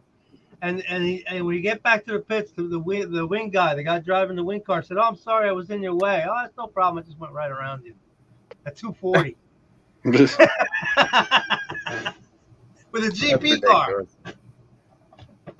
But yeah, like for 1970, I'm going 70 Charger RT SE. I'm going 70. I like the Roadrunner. I feel like it's hard. I'm just waiting till somebody says like a 1970 Chrysler 300 Hurst. Yeah, that's cool. I would go. Too. I would want one of them too. I go 70 Challenger RT 4. Oh, I didn't even think about the A body. Yeah, I'm still sticking with mine though. E body. 71. I'm going 71 Roadrunner all the way. I like the 70 Charger though. The wraparound bumper on the 70 Charger, man. 71. Talking about 71. Talking about 71, Mopernut. Oh, 71's got to be a Charger. A Charger would be good, but I think I would maybe go and get a Duster if I bought one next. I don't know. GTX, 6-pack GTX would have been cool too. I know exactly where there used to be one. Yeah. My dad's got Autobron's Metallic 71 GTX, power window, power brake, disc brake, everything car. Nice. Now, you might get interesting. Might get real interesting if you bring up 1972. What would people? Because then everybody's going to start scattering then. Yeah, 72. I don't know. 72. I don't know what you guys think. 72. I'd take the Charger or the Roadrunner, or with the. I think for 70. There was no GTX in 72, right? Yeah, there's Roadrunner GTX. There's only about 400 of them. I'll do 72 Challenger Rally with a 340. For 72, he's going E-body really quick now, huh? Yeah, 72. I would go 72 like a rally Charger with hideaway headlights. Yeah, hideaway headlights. You got to have those. Well, see, I had a 74 Challenger, so I love those cars. For 73, like they're like. See, my approach to the E-body was, okay, I'm used to Dusters and Darts, so they're small, but they also have that B-body aesthetic. So it's like you're kind of getting the best of all three of them. You're getting its own self, and you're getting the B-body. They're in between. Yeah, you get that front end of a B-body, and you have the aesthetic of the rear being almost like an A-body, and then it's just its own, so it's E. For 73, I just want the 73 Charger I had back. Yeah. If I went 73, I would go to a B-body. I'd get a 73 Roadrunner. Oh, yeah. Yeah. 73 Roadrunner or a Sebring. No, I get a Roadrunner. Huh? What do you think, Mopar for 73? I'll take the Charger. And for 74. I'll take the Charger for 74 as well. For 74, it's a toss-up. 74, there really wasn't a whole lot going on. Yeah, that was last year. I had that 74 Challenger, so it'd either be the Challenger or I want to give some love to a Charger, I'd get a 74 Charger. Oh, Johnny Mopar said for 73 a D100 short box. Okay. There you go. For 74, I'll do a D100 step side. There you go. Step side with a 400 or a 440 in it. Now, what about 75 Chargers? Oh, I gave up 74. Anything after 74 is just going to be a truck for me. Yeah, you can do the Ram Charger, or you can get a van. I want one of those Ram Chargers. On one of those Ram Chargers that the top comes off and it comes with the door Yeah. frames on it. That's the early ones. Yep. Pre-1980. Before 1980. Well, no, I know Really? there's two different kinds, Mopar nut. There's the kind where the whole door frame is still there, and then there's Yeah, the yeah, kind yeah, that it takes the door frame with it. And then you had the 1980, Plymouth, they changed it. the Trail Duster. Plymouth had their version of that too. Yeah. Yeah. The Trail Duster is really cool. I would rather have a Trail Duster than a Ram Charger just because But- they're And so I've seen a couple of Either those. They was Petty Blue originally. It was a Trail Got Duster. it, Had a white top. Evan's right. A Magnum or a Cordova after 75. Two Hacks. Yeah. Two Hacks says a '74 Monaco Blues Brothers style. Oh, that's a good car too. I would take that. 4-door sedan. They had like 15 different Monacos. That was the sedan. I'd take a 2-door. They came in 2-door too. You can get them as a Yeah. 2-door. Hard to They find. had, they had hardtop. They had sedan. They had like, and I think the Blues Brothers style is actually the hardest one to find. Blues Sedan. Brothers was such a great movie. It was absurd and lovely. a Cop 727. Okay. It's dark and we're wearing sunglasses. Yeah. And I love watching the unedited version of that because they show so much more carnage of those similar cars. That's where all of them died right there. They Mhm. just piled up and piled up. Oh, it destroyed a lot of sea bodies, man. Yep. Yeah, Yeah, Roy Boy yeah. says Blues Brothers. Cop brakes, cop suspension. But if I was gonna get a Ram Charger pre-1978, the whole undercarriage is gonna get swapped out for a 1980 and up Ram Charger because they had the better ball joints and the bigger wheels. Wow. So really, they actually got better as they went. Mhm. Exactly. You Yeah, had the that's- 5-on-5 on the early ones. The later usually- ones had the 5.5-on-5. The Yeah, only the vans did that too. The vans early on had the car 4.5-inch bolt pattern, but then Right. around what was it, 80 or 81, somewhere in there, Yep. they went to Swapped the big 5-inch pattern. Yeah. I may or may not be getting 2 or 3 like 62 through 72 style trucks. Hmm. Those are kind of cool. I think Yeah. one of them's 71 like was a last six, year. one of them's like a 63, one of them is 64, then the other one's like a 67. Have you ever ran It's all across bad. a dude package like a 70 or 71? Yeah. Those were neat. Ryan, are you gonna run the 69 Roadrunner at No Name Nationals? No. Belvedere. Real quick regarding No Name Nationals, it's gonna be the Belvedere. I'm getting a lot of people asking me about it. It's gonna be the Belvedere, and here's the way I'm gonna look at it is like this: if I don't see the finish line with the Belvedere by the end of August or the first couple days of September, I'm jumping ship and I'm doing the Super B.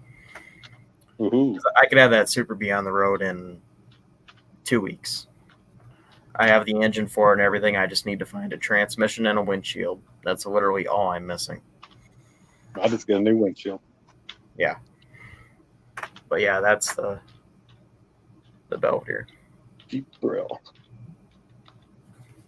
I think Two Hacks is going crazy because he said something about a 79 Challenger. That would be front-wheel drive, wouldn't it?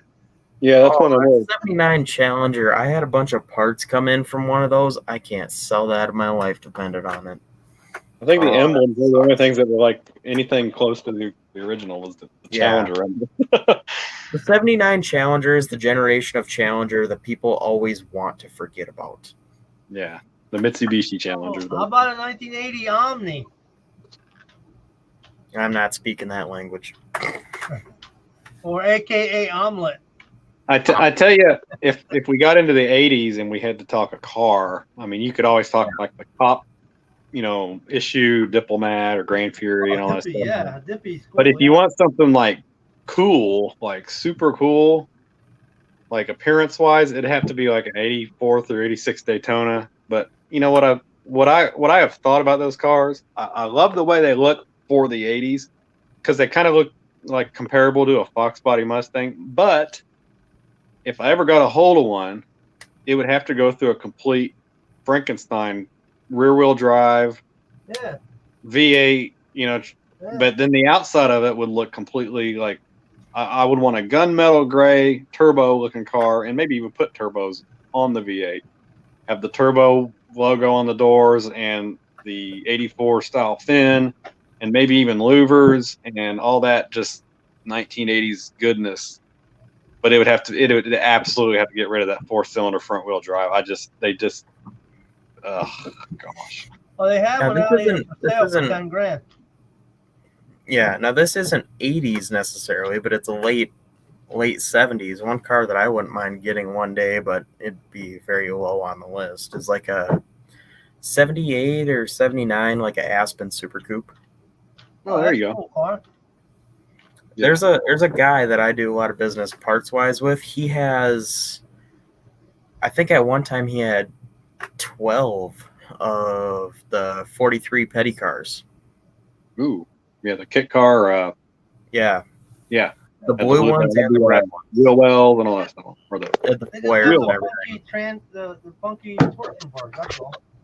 Was that Dodge's first ever wide body? yeah, maybe. Yeah.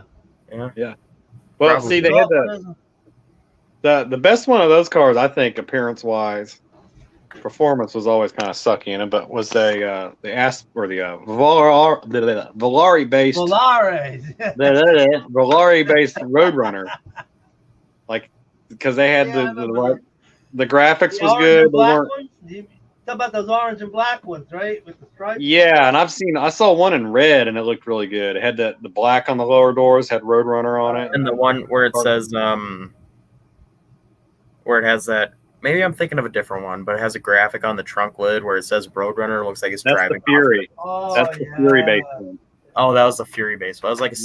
75, 76. Yeah. 75, Yeah. 76. Yeah, they was bouncing that Roadrunner around the different platforms there for a few years. I think it confused people. That's why. That was a B body, though.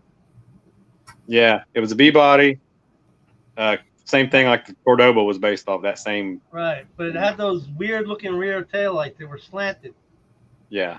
Yeah. And what's funny about the Roadrunner on that trunk that Ryan's talking about, it looks like the aesthetic of like Star Wars, like Death Star, like Right. the padding, but it was like 2 years before Star Wars. And I always thought, when I first saw those, I thought, oh, they got that from Star Wars. But when you realize what year it was, it's like that was 2 years before Star Wars was even shown. So I'm like, Lucas was driving one of those.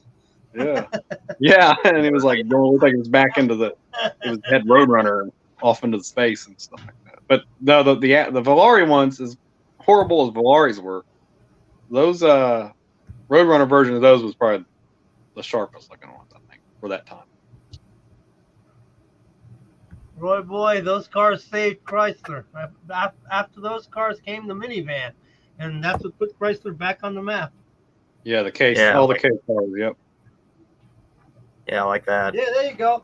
Told you, Yeah, you got see the that? slanted taillight. It's like very Buck Rogers Star Wars The guy trunk. I bought my Cordoba for $200 had that car, and he wouldn't sell me that car, but he sold me the Cordoba. Those are just such a weird aesthetic on those cars because they look kind of swanky, and then they had Yeah, then they just went not to a- this style. that's the Volaris. That's the one I'm talking Yeah. about. That orange. Yeah. Those are the guys that have the Dude. transverse torsion bars. Yeah. Yeah, and then they had it where it was like this for 1 year. That was no, the that's an Aspen RT. Yeah, That's yeah, what yeah. the Aston RT is. The Roadrunner was the little. I don't know where little Dutch balance. guy should be showing up. Dutch, Dutch is on one of the other channels. He's got a bunch of these.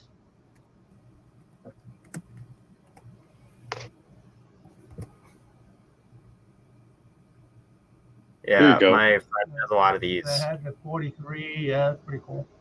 They had the Oh, one alright. Aspen RT that I think it was maybe a 76 where it had one of the ads. It shows like a girl at the tennis courts and it's got 2 green stripes all the way down. Then it bounces over the spoiler on the back. And it says RT on the quarter. Actually, pretty slick looking car for what they are. You don't want to Oh, see how they cut those quarters though to put those flares on. Oh man, Butcher them up. yeah, they butchered them. I'm not finding any. Oh, there's one. Yeah, like Yeah, that's not it a was like bad looking that, but it car. was white and had the green graphics on it. Yeah, see, Almost like a Duster, man. Well, that's what replaced the Duster, and I think it was a bad move. I think that's what got him in a lot of trouble there. You think it was a bad move? Yeah, it was a horrible move. see, one thing Those that's cars, those cars was rusting on the showroom floor. That was their problem. Damn right they were. one thing that's interesting about the 43 Petty cars, they only made about half a run, about half a year worth of them, and then they stopped go. because Petty switched to somewhere else, and then they turned all the Aspen 43 cars into. That's where the Aspen Super Coupe came from. It may have been when he went to Pontiac or something. Hey, you see, Johnny, you want the link again? If you can put it up. The link for okay, yeah, just hold on a sec. Now we have a tunnel of there's people here. Hi. Oi, geez. people. What's up, Ryan? Oh, hold on. You said a bad word. Omni, not Two Hack shows up. Omni. Two Hack Garage. Has anybody said B5 Blue yet? B5 Blue, Oh, where's no. Jed? Shut up. If Hey, B5 Blue was a car, what would it be? It would be, well, if It'd B5 be Blue was a car. 71 Charger. Well, there's B5 two Blue different. There's is, three different oh, kinds here of we go. B5 Blue. Here So we go. Two It's the Hack. secret I word. love Yeah. The shirt. Is that, The WLS shirt. oh, thank you. It's an Yeah, old I'm one. I'm gonna Yeah, get a I'd say it's call got, from Jed in about Blue 10 Jack, seconds. Hey. Blue Jack's Animal Stories. Hey, Johnny. Yep. My dad had this, like, I don't know, when it came out. Yeah, that'd been like late Yeah. 70s there. Yep. Cool. I was rummaging through some stuff at my parents' house years back and found that. I'm like, that's a cool shirt. Yeah. Well, that's actually worth some money, I think. Probably. What's up, guys? Hey. I just texted Jed B5 Blue. Yeah. He's gonna jump on here in about 10 seconds. I know it. Mhm. Gonna rage out. He's gonna be like, "Dang it, guys! I did not want this to be a thing, but it's a thing now." It is. be discussed. So what's going on, guys? Too much and not enough. Hot day in Illinois. Heard that. Yeah, hot day everywhere. Yeah, terrible here. Yeah. Humid. Hey, Johnny, can you take your California weather back? Well, it's not humid here. It's hot as hell, but it's not humid. See, this is my type of Florida weather. He's Yeah. got an Florida oven over there. That's what he's got. This is what I love. I was down in New Orleans. I'm down in New Orleans like every year, but August there's brutal, and 7 a.m. It's like just nasty, and it's Yeah. everyone's sweating. I'm like, this is comfortable. Yeah, you It's walk very out and it cold. salts you. Wet. Oh yeah, Yeah. Oh, jeez. Heavy air. yes. Try painting it. Try painting in that heat. We will not do Yeah. that. Try painting in the humidity; it won't stick. Oh yeah. I Especially know. if you do anything lacquer, it just hazes. Yeah. Oh. Well, lacquer- By the way, that's nice paint on that van. That's slick. Thank you. Oh, Yeah. that ended up being awesome. That was I'm learning how to not be like I'm a little self-conscious driving around because I mean, one, you're driving around in a van and then it's got looks like Skittles have attacked it, and it's just Better like than you'll free be sitting candy. at a yeah. I'll sit there at a light and people, you'll get different reactions from different people, and I mean, I will say most of them are smiling, so I guess it's Yeah. made something entertaining about their day. Yeah. But I'm looking to get the logos up on the side of it so that it kind of rounds it out and gives it kind of meaning. So It is cool. You're gonna do it as a decal. yeah, I'm probably gonna do decal, or actually I might even do a magnet so I can remove it and then like wet sand the paint job and try to slick it out. That way I Yeah. don't have to keep disrupting it, I guess. But yeah, that's Yeah. kind of the thought. That's a good idea. Yeah. It's definitely loud. Yeah. Yeah, it is loud. It's cool though. It's real Yeah. cool. It doesn't It get looks any good on wider. that when you red. get The salt red looks either. good under the sun because it almost turns orange. That rally red, it's like very orange under the sun. So it Mhm. kind of neutralizes it when you're into the sun. So It's slick. That's for sure. Hey, so earlier you guys were arguing about the best cars. Oh boy. I'm gonna let's have go. to show Mopar Nut. Well, we was having an uneven argument, but you know. What the Hey, hell is 66 Belvedere. That's right. 66 Belvedere. Belvedere Yep. 2. that? All right. I think it's just a Four-door. Belvedere. Well, it's got It the is. side trim, so it's a Belvedere 2. Well, I Oh, thought is the it? Belvedere 1. I thought the Belvedere 1 and 2 was the difference was the actual the roof, like the sedan or the hardtop. Or am I wrong? Well, if you ever had a Belvedere 1, it was automatically either a 4-door or a post. I think Yeah. you could get a Belvedere 2 in a 4-door because Belvedere 2 is the only thing I've ever seen that side trim on. I guess I Also, never Johnny, thought- if you ever find an extra gas cap for one of those, tell me. All right. They're No. impossible to get. Are Yeah. they? It's got the Plymouth emblem on it, right? Yeah. Just like the passenger side. Yeah. Mm. One of my friends has a 66 Belvedere, and it's a 2-door hardtop, and he's got that gas cap on it, and he picked up an extra one a while back for like $300 or something. Oh, Whoa. He's like, yeah, I got to get insurance on this and the one that is actually on the car. Yeah, Yeah. they're made of unobtainium, yeah. Yeah, unobtainium. but they're Well- good looking cars. Yeah. Yeah. I mean, they're They're they're sick. shaped like a brick. Yeah, Ryan knows. Oh, yeah. He's got one.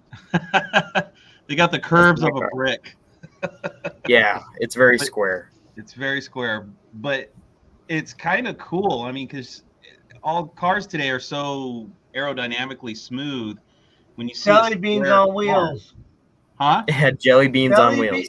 Jelly beans on wheels on top of a laptop with a couple of tires. That's all it is. Well, you know how, like, if you go to the lake or go to the ocean, you find driftwood, and it's like basically this piece of wood. It's all smoothed over. Yeah. Cars now are 67, 66 Chrysler B bodies that have been floating in the lake for 50 years, and this is how they come out. They all look very round, Yeah. Yeah. curvy. And they Well, don't yeah. make no You look at noise. like a Tesla. It almost looks liquid. Like Yeah. the door Yeah. handles, everything. It looks like a piece. Like I don't know. No, it looks it's like- liquid. They It's don't like have if a you take grill on block- them either, so yeah. Yeah, it's like if you took a block of Velveeta cheese and left it in the sun. It Yeah. I went say it hard. looks like the runs. Yeah, I say it looks like the runs. Yeah. Put LED lights in it. That's a Tesla.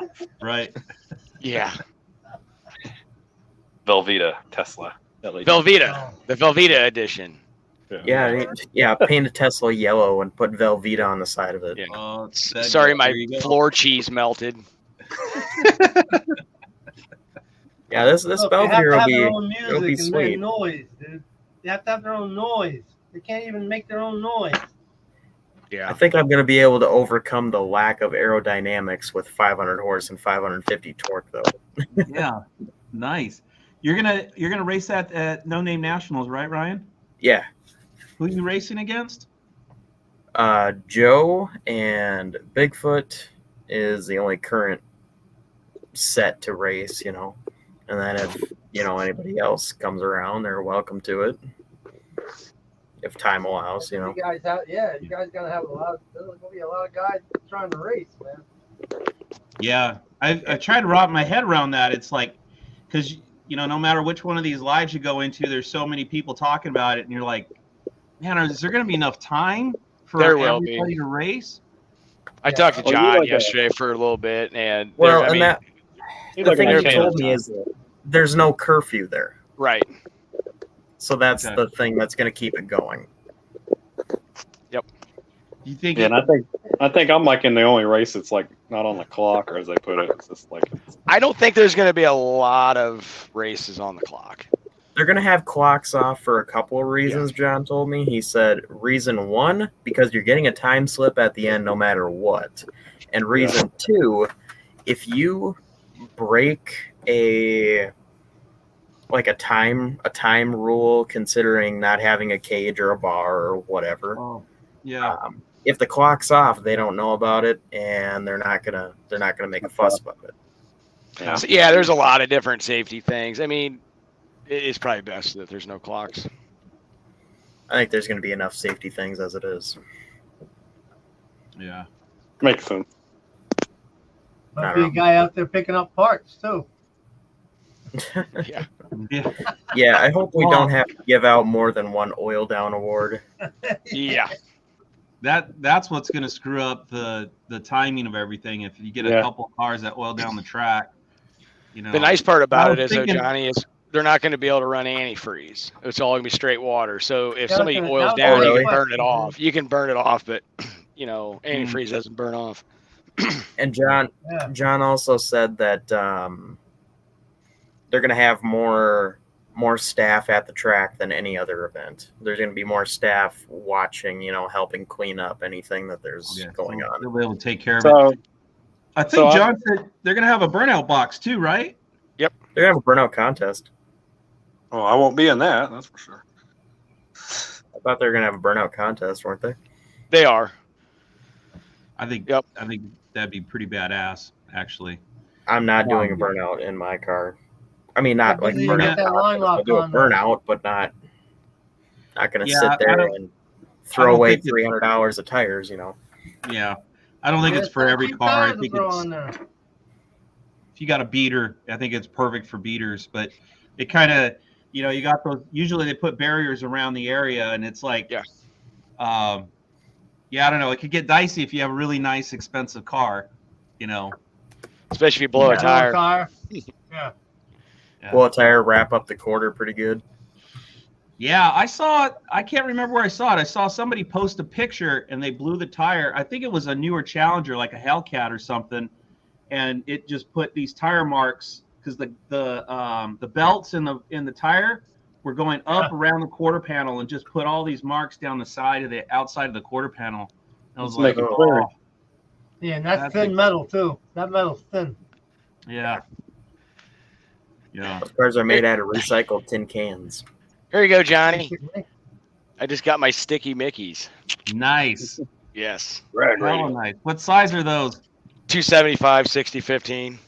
That's what I'm going to run on the Belvedere. Very cool. Very cool. I don't know how that computes. 28-inch tall, like tread patterns, like 10 and a half, 11 inches. Okay. What gear ratio is the car running? Well- 430. 130. Well, Ryan, just so you know, those tires, I just put slicks on it today. So this was kind of a screwed up deal. I messaged my buddy Mike Coffey and I was like, hey, if you run nitrous, do you have to have the long studs on the axle? Is that why they run the long studs? And he said, no, the rule is that the studs have to be seen through the lug nuts. So if you run a steel wheel, you can run stock stud lengths. But if you run like a weld wheel that's thick, you Yeah. got to have the longer studs because you have those shouldered lug nuts, right? Yep. So I was like, okay, I'd already decided because I had some welds that were that had flat tires on them. So I was like, I'll just use those. My buddy Chris, that's in on the car too, he gave me some Steelies, which I wish I stuck with. But so I got the slicks mounted on the welds, put the long studs in there, and then I couldn't get the freaking the wheel into the car, dude, because the wheel wells on these cars are like A-bodies, man. Yeah, you got to go up and in. Dude, it wouldn't even do that because Oh. the axle studs were so long, it wouldn't let the wheel go in far enough to go up and over. You So I'm didn't like, have much geometry. There I wasn't tell you enough what, room for the geometry of transfer. No, I was gonna loosen the leaf springs in the back and disconnect the shocks and swing the axle down farther. And then my buddy Dennis is like, "Why don't you just let the air out of the tires?" And I was like, "Oh yeah, because the slicks are really pliable." So I I'd let say all the put air air- out and I could just squish them in, and then I got them on and I aired them back up. I was like, I would Okay, say that put was air too shocks on there and put them all the way out when it's jacked up off the frame, and then stick it on there. Then you just let the air back out of the shock. yeah, What Johnny, size I tire did converted. you get under there? huh? What size tire did you get under there? That's a 9-inch wide, 28-inch tall, 15. And dude, it barely fits. I'm gonna have to Yeah. roll the wheel lip because it is literally like that far away from hitting. So I know when the car's torquing around and stuff, it's gonna hit. I'm gonna have to roll them. It's on gonna the I mean, hit they'll when you make skinny a up, turn. but Huh? It's gonna hit when you turn a corner. Yeah. Hit For a sure. good bump. It's pretty close to the leaf springs too, but the leaf springs are closer to the middle of the wheel, so the tires usually just flex top and bottom, not Mhm. not so much like this where the leaf spring is, you know. Yeah. front to back. It doesn't really flex. It's top to bottom. So I just have to worry about the wheel lip on the outsides. I just got to figure out how to roll them and get a little more clearance in there. Yeah. So, but it's Yeah, going to be they're- tight. Just they're warning you. tight. Oh yeah. I went Body with hammer. those Moroso wheel studs and all that, upgrade axles and rear end, and I can get them in there, but I converted my car to disc in the rear. Okay. The discs, brand new, they barely slide over those studs because Oh. it's such a small clearance on there. Factory Wow. stud slips right on, but with the I already know I'm not going to be able to hook up with this car hardly. Well, 500 horsepower and 550 torque to the wheels, just not to the wheels, but like that much You'll be power all right. going through it with that small of a tread width. you're running automatic.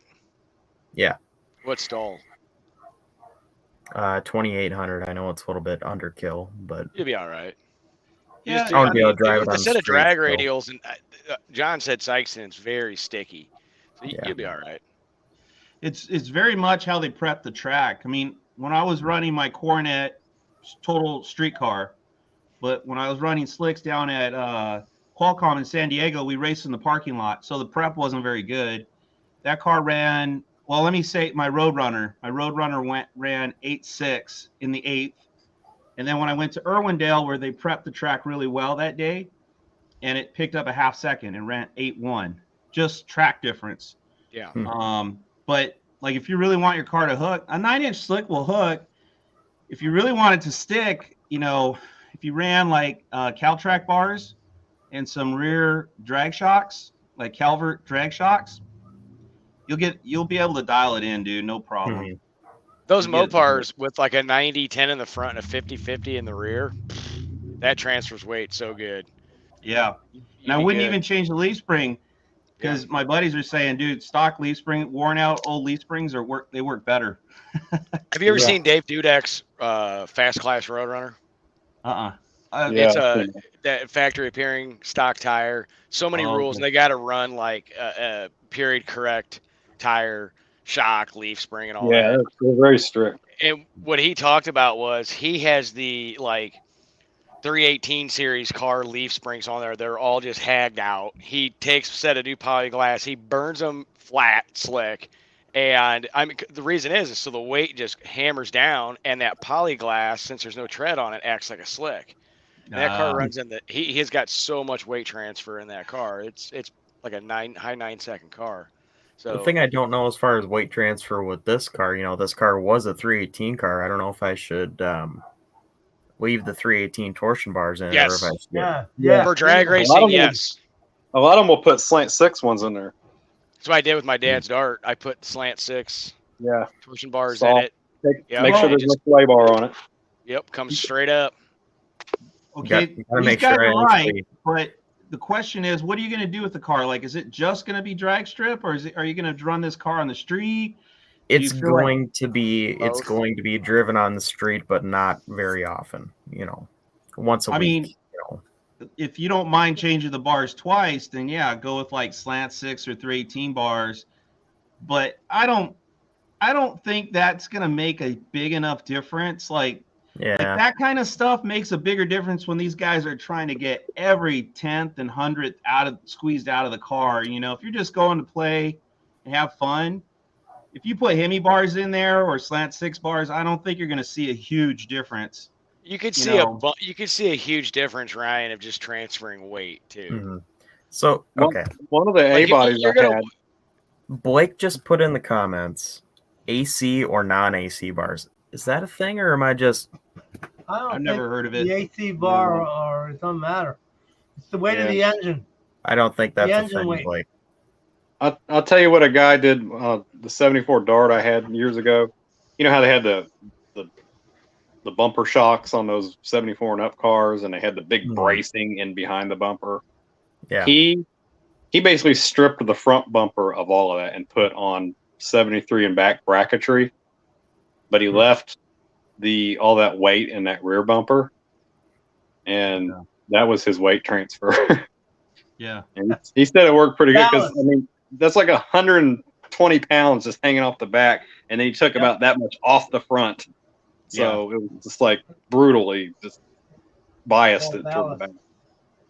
Yeah. Working at Yeah, the reason I bring up the torsion bar thing is I think I have a set of 383 torsion bars, which are kind of that happy medium, you know. they're not going to be that much thicker than the 318, so I don't think that'll No. make much of a difference. I just Yeah. leave it. I just leave Yeah, it. I play would around with just- shocks and Yeah, I wait. would leave the 318 ones. Yeah. Just run whatever you got. Just be happy. Play when you play, and drive the car on the street. And enjoy it. Yeah. I wouldn't worry about it. It's not I mean, like like walking the in- Hemi bars are really good for cornering because they're so much stiffer. If you're going to be, Mhm. cornering a lot in the car, then I would go for the Hemi bars. Cornering, But you might as well get solo bars. An inch thick, an inch and a It's quarter. it's not going to be a autocross car, that's for sure. yeah, then just Yeah, run whatever you not have. with Ryan driving it. No. What Leaf Springs Raker asked, I got I'm actually getting the Leaf Springs that are out of Bigfoot's and Mopar's satellite. So you're getting the super stock. Super stock springs, yeah. Nope. So it'll be up a little bit more than stock in the back, but Should sit up Right, a little bit not higher a on the ton. right side. and some people were So- telling me to run like individual air shocks on it. But You can. I mean, that's a trick where you can take the right side and preload it. But I mean, those super stock springs are a little stiffer and they sit a little higher on the right Mhm. side. With that, you can always move weight from a battery to the right corner or the passenger side corner of your trunk, and you can also Battery's move weight staying up around front. to. You can move weight to the driver's side front corner a little bit to balance. Yeah. But I mean, yeah, yeah, the the air battery's shock staying, is just a trick. It's just the preload. battery's guys. staying up front. Hey guys, I got a jet. I'm gonna jump off with y'all later. Yep. See ya. See ya, Alright, Adam. take it easy, Take care. Adam. Just go out there and play around with it, man. Like Oh, yeah. run it right now, go on the That's street fun, and just man. let her eat. I got to get it running first. Well, I thought the it was engine already runs painted. great. I'm getting a transmission built right now for it. And I got to blast the engine bay, paint the engine bay, then I'm throwing it together. Should be a fun Well, car, and man. I tell you Yeah, what, it'd be Ryan, black, I mean, depending on how crazy you want to get with the build over time, like what I found is fun is like when you start with a car that's pretty, say, bone stock, and then you Mhm. start tweaking on it, making upgrades to it, and you start seeing what those things do at the track. Like there's a lot of fun in that engineering, Oh, yeah. so and you can save a lot of money up front just running all kind of, as much stuff that you've already got on hand instead of spending money on aftermarket parts. Yeah. And then just over time, you got a little extra money and you want to upgrade something, then do it. Well, and that's what I That's the think I'm point. going to do a little bit. I don't know. Did you see the few videos I've done on that Roadrunner? Or have you not gotten a chance to look at any of that yet? No, I saw your pictures that you posted in the Telegram of it. I think you Yeah. did. I think I did see one video. I didn't see multiple, but just one. You like Yeah, I got walking to around. stop videoing that car. I think I have 6 videos on it now. Keep it coming, man. But man, Do the hey, whole those build. since I started posting videos on that car, I went from 670 to now I'm at 710 over the course Let of it like rip. 4 days. If it Yeah. works, it I was works, like, Nate. geez, somebody because loves that Mopar car. Nut keeps watching it over and over and over again. Oh, shut up. I don't know. Bank. I don't know. One of them's got 2.6 thousand views, so It ain't me. That's for sure. The I mean, it's metrics a- of it's a YouTube short, are so it's only a so messed minute. up. I The mean, it's a metrics of short. YouTube are crazy. You can work your ass off and Dude, do a really good editing job like what Blake does and work your butt off all day long on a video and get 100 views. You can throw a Right. short out of an engine firing up and get 3,500 in an hour. Yeah. It's just the weird Right. metrics I of mean, YouTube. oh it's a damn crap! cult, man. You know it's a cult. Oh yeah, it's the 25-second short of self-gratification while you're sitting on the Exactly. crapper. Yeah, Throw right. yourself in a bowl of Fruit Loops and then you'll get 10,000 hits. No problem. Yep. Yeah. Put Ignore the something up that Cornet actually RT. makes sense, you know? I got to Ignore sell the- that Cornet RT. Is it rusty? Yeah, back half is gone on it pretty much, but I have all the metal for it. Structurally, is it sound? No, back rails. Oh shit. It's a 440 automatic bucket seat console, red, black interior, factory tack car. Yeah, it's Camera's badass sitting car. on a 1969 Super Bee.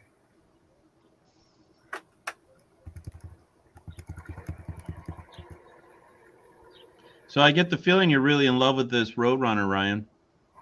Blake's That's right. not- He said, "Find what works." He's absolutely 100% correct on that. If people like those Roadrunner videos and all that, man, just keep doing it. Helps Yeah. you grow. Helps you grow. Yeah, I It like the runs good. Roadrunner. Is it B5 blue? Is that what you B7. guys? Okay, it's B7. darker. B7. It's the evil stepbrother.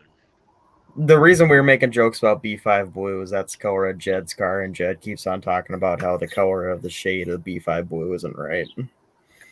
Oh, So yeah, so if you can't get the right color, you just have to be happy with the color you get. Yeah, right. yeah, it's cool, man. I ain't going patina. I'm never gonna go patina on a car. I don't like the patina on this car at all. Now, if it was Patina's got its place. Survivor, if it was a Survivor car with good paint, yeah, I'd keep it. I don't know. I mean, like I like Ruben's Roadrunner. The patina on his Roadrunner is really nice. I don't know. I mean, It's mostly orange on that thing. It's not like, you know. personally, I Not don't like cowbell. Ruben's car. I don't like Ruben's car. That's just me, though. That car doesn't really have, to me at least, this is just me talking, doesn't really have patina per se, in my opinion. I mean, it's not even the original doors on the car. Yeah, Doors well, no, it's a different. There's like the original patina, like your car or like my dad's car. It's got the kind of the paint burning off the top. But there's also like his is patina. It's just like it's not an original paint. I don't even think his car's originally orange. I think it was green or something. But it's just so tattered and so old that I don't know. I like it. I like that look. I like that worn out look. My Bird dad's- was the same way. It was turquoise originally, and somebody painted it it's close to a B5 blue, but it was like a heavy metallic, so it wasn't a factory color. Right. And it was pretty beat down, but I love that car, man. That car, I was an idiot for selling it, but I'm trying to find a picture of my Was Super it Bee. mechanically sound? my Bird, Yeah. hell yeah, it was. That car was Well, then why just sell it? I was an idiot. Well, it was. I got to the point where that car needed nothing else but a restoration. You know, it was like mechanically sound, and I was like, I couldn't justify restoring it because I had chargers, and I'm like, if I'm going to restore a car, I'm going to restore a charger. So I was like, I'm just going to pull the drivetrain out of it, get rid of the car. But yeah, I regret it because that car was just so much fun. I mean, I never worried about it. I could drive it to any parking lot and leave it, not worry about it getting scratched or dinged. It was just like whatever. Yeah, that's a good deal. I like that. All right, hold on. I gotta bow out for a second. Okay. No problem. Then there's that car. I like that Oh, car nice. too. I'd leave the flames though. Can't wait to see the new valves that Blake's getting on there. He kind of ran the same problem I did with the Chinesium Oh, yeah. valves. Wow, yeah. really? Yeah. But I got to bow out too for a little bit. I got to get ready for work tomorrow. I got a super early damn morning. But I'll All keep right. listening. Well, no problem. Hey, Ryan, I'll see if Yeah. I can summon the demon. B5 blue. B5 blue. Yeah. Come on, Jed. No. See you guys in a bit. All right. See you later. Oh, I have a message. I think it's from Jed. Uh-oh. You asked for trouble. I said B5 blue. He just responded, lol. Whoa. Now go back to the Coronet we were looking at? The Super Bee? Super Bee. Yeah. I was just putting the lower, I guess you'd consider it a lower valence. The part that goes between the bumper and the grill, Right. that ties the two fenders together. I just put the upper latch tray that goes right. Can you see my mouse? Or no? Maybe you guys can't see my mouse. Anyways, I put the upper latch tray on it that the hood latches into that ties the fenders, and then I put the lower one on. I need to finish bolting that on. Then I set the grill in it, and it looks sweet. I just picked up a Super Bee emblem for the grill. It's a little bit ratty, but it's good. It fits the car. There. As long as it's there, man. Yeah. You know? It looks like somebody repainted it, and they repainted it like a darker yellow than it usually is That's gonna be supposed your to. dad's car, though. No, that's mine. That's gonna be yours? This is pretty much mine. The Roadrunner is my dad's. Okay. Didn't you want to turn the Roadrunner into an 812 or something? No, he has a Super Bee also. He has a Super Bee he wants to do as an A12. A lot of cars to remember, dude. Yeah. Oh, I don't know how many we have. I stopped counting because it was stressful. Okay. Yeah, you'll never be under 25, right? 25 cars. Yeah, 25 cars. If you include the daily driver trucks, I think we're at like 27 or something like that. Wow. No, I got enough with my 8. 8's good enough. Wow, what in the world? So I was trying to paste the stinking link to the StreamYard in the comments so people could join if they wanted to. And it just popped up a bunch of like links to stuff, and I was like, what the heck? I need to copy that again. So yeah, if anybody wants to jump on here, talk about cars or anything or whatever, just threw that link in there.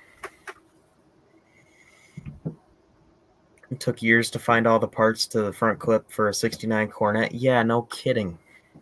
Oh, I'd really like to find a left-hand 69 Cornet Super Bee whatever fender, because mine on my car is trash. Good luck with that. Yeah, right. Well, the one on the front of my car, I was going to show you in the picture, but you can't see it in the picture. It looks like the front end of it was like karate chopped a bunch, like where the headlight bezel goes. Hey, what's up? I'll try this again now. For like the 6th time. Yeah. Plus, I got Mrs. Foot's dinner done, so that was Good gonna boy. be hard Good time boy. trying to cook and talk anyway. So We didn't get to see the limited edition Cooking with Bigfoot. Hey, I got a hair in my soup. What's the Yeah. problem here? My food smells like feet. I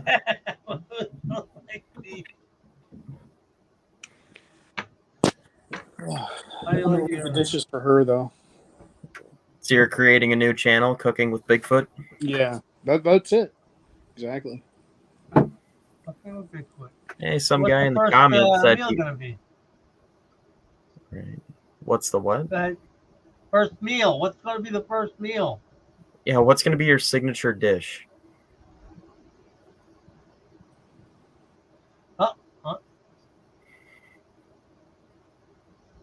Hey, there's a guy in the StreamYard that says he just subscribed to everybody. Yeah, that's cool. Yeah, I know. Heavens Mopars, I'm not sharing my screen anymore. I could show you again if you want to see it quick. Yeah, show him. Going to share screen. Hey, Heavens Mopar, did you see Bear Rose's idea on how to fix a window? Up and down?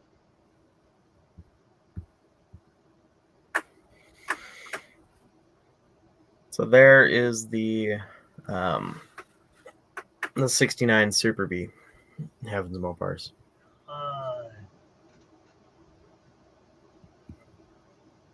And now we have a window of unlimited windows. It's like a tunnel. Yeah. I guess we lose Bigfoot because Bigfoot's internet's just not worth the crap. Yeah, he's been popping in and out, and I think he's having technology difficulties. He's saying something about Fiddler says, "Be glad you don't have a dented Javelin AMX. They bend like cardboard, especially in the front. The sheet metal seems to have no support. I wish I had the courage to start bashing it with a sledgehammer like the guy with the Holy Goat and the Road Runner."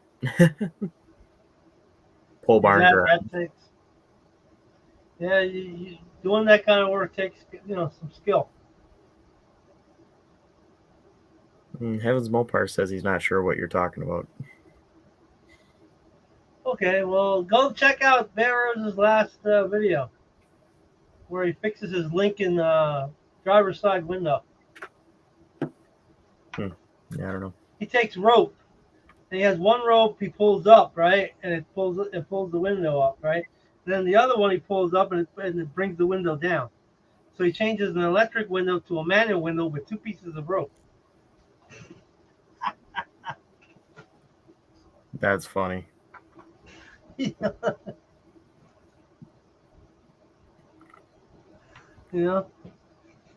lot of people won't fix something like that because it's a pain in the ass to fix sometimes. It's a pain in the butt to fix anything. I don't have any problems fixing any of my Chargers, Windows, nothing at all. Even the 2001 Taurus. Seems like this Roadrunner just fixes itself. I started it one day, and I tried to honk the horn to do the little meep meep Roadrunner horn, and it didn't work. So I shut it off. I turned it back on. Now the horn works, but then now the tack doesn't work. Wow. So then I turned it off, turned it back on. Now the tack and the horn work. Micah? You got corrosion. You got corrosion in all the contacts. That's why. Well, I'm sure. You're gonna have to go through the wiring. Go through, clean up. Well, I figured out it was just the contact for the horn button, and what I did is I just wiggled one of the wires on the coil for the tack, and then it came back. Yeah, all that stuff can be cleaned up and fixed. And what's good about those cars is their relays and all. You can take them all apart and clean them. Mm-hmm. You can't do that with a modern car. The relays are in a box, in a self-contained box that you can't do nothing with. That if you want something to happen with it, you got to replace the whole thing. Exactly. Which is going to cost a lot of money. And it has to be reprogrammed. Yep. But with a lot of old cars, you fix a bumper, you fix a horn ring, you clean up the copper on it, and it works again. Yeah, I don't like modern stuff. Put a little gel on there, and you have to worry about it for another 30 years. Right. Yeah, that's what's good about it. Yeah. I mean, my Ram Charger doesn't even use relays for the windows anymore, for the electric windows. They did away with that from 84 to 87. They did away with that kind of wiring. Here's something for you in the comments from Fiddler. What is the deal with using MIGs to attach sheet metal instead of spot weld? In 8th grade metal shop, we used spot welders. MIGs weren't even a thing. Yeah, well, now you got robots building everything. Mm-hmm. Robots are building. If you ever noticed taking the Mopars apart, the bodies and the spot welds, you ever notice that the spot welds are really random? They're not really spaced evenly and everything. Sometimes they're all over the place. Yeah, they're not very uniform. Right, because people were doing it. Now, when you look at a new car, they're all uniform, every single one. Every 1 inch or whatever, like to the dot. To the dot, and they're all exactly the same. exactly the same depth and exactly the same heat. It's Yeah, you good can- in one way, but bad in another. yeah, Because somebody lost their job. right. Somebody lost their job because that was somebody. And back in the 70s, when our cars were being built, 60s, those guys were stoned. You know that, right? And Oh, drunk yeah. building our cars. Yeah. In the 1990s, a whole bunch of Chrysler guys got busted for smoking and drinking outside. And then they came back to work. So they busted them and they got their job back. The auto union said, no problem. You can get your job back. Yeah. And they were still building cars. Still Oh, yeah. building Ram trucks and stuff. And now you know. You go, Yeah, no hey, kidding. how come my seat's loose? Yeah. Because somebody forgot what they were doing halfway through. Hey, somebody was smoking something and they didn't. Hey, I found a bag under my chair. Yeah.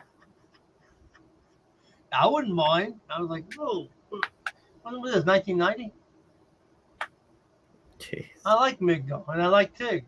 I want to get me a new TIG, a TIG outfit, but right now I can't afford it. Yeah, I've Gotta spend about I've never done TIG before.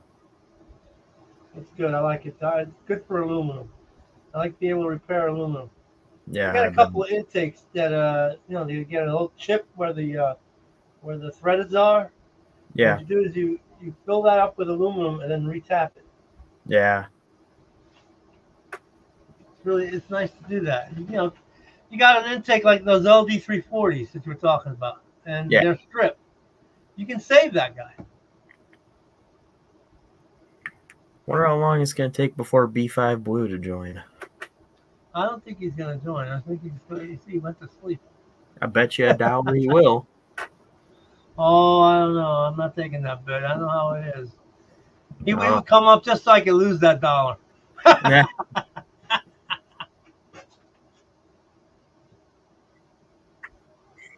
Oh yeah. But yeah, I don't know. There's a lot of cool stuff coming up soon, and I got to get back to work on the Belvedere. I'm so distracted by the Roadrunner, and I really want to do the Super B. So that's distracting me. Well, you said that you were going to take something else if you couldn't get the Belvedere going. Yeah, I'll bring the Super B if the Belvedere can't make it. I know I could have that Super B on the road in about 2 weeks flat. It's got an engine in it? No, I have a 69 HP 383 though. Okay. That's a And runner. You're not going to paint it? Are you going to paint that one or just bring it as it is? The car? Yeah, the Super B. Are you going to Yeah, I'm bringing that. bring it as it is? Oh, Johnny's back. Why are you hiding in the dark? I just had the garage door open. The sun went down. Oh, Let me close the garage door and turn the light on. Let me go get something to drink. I'll be right back.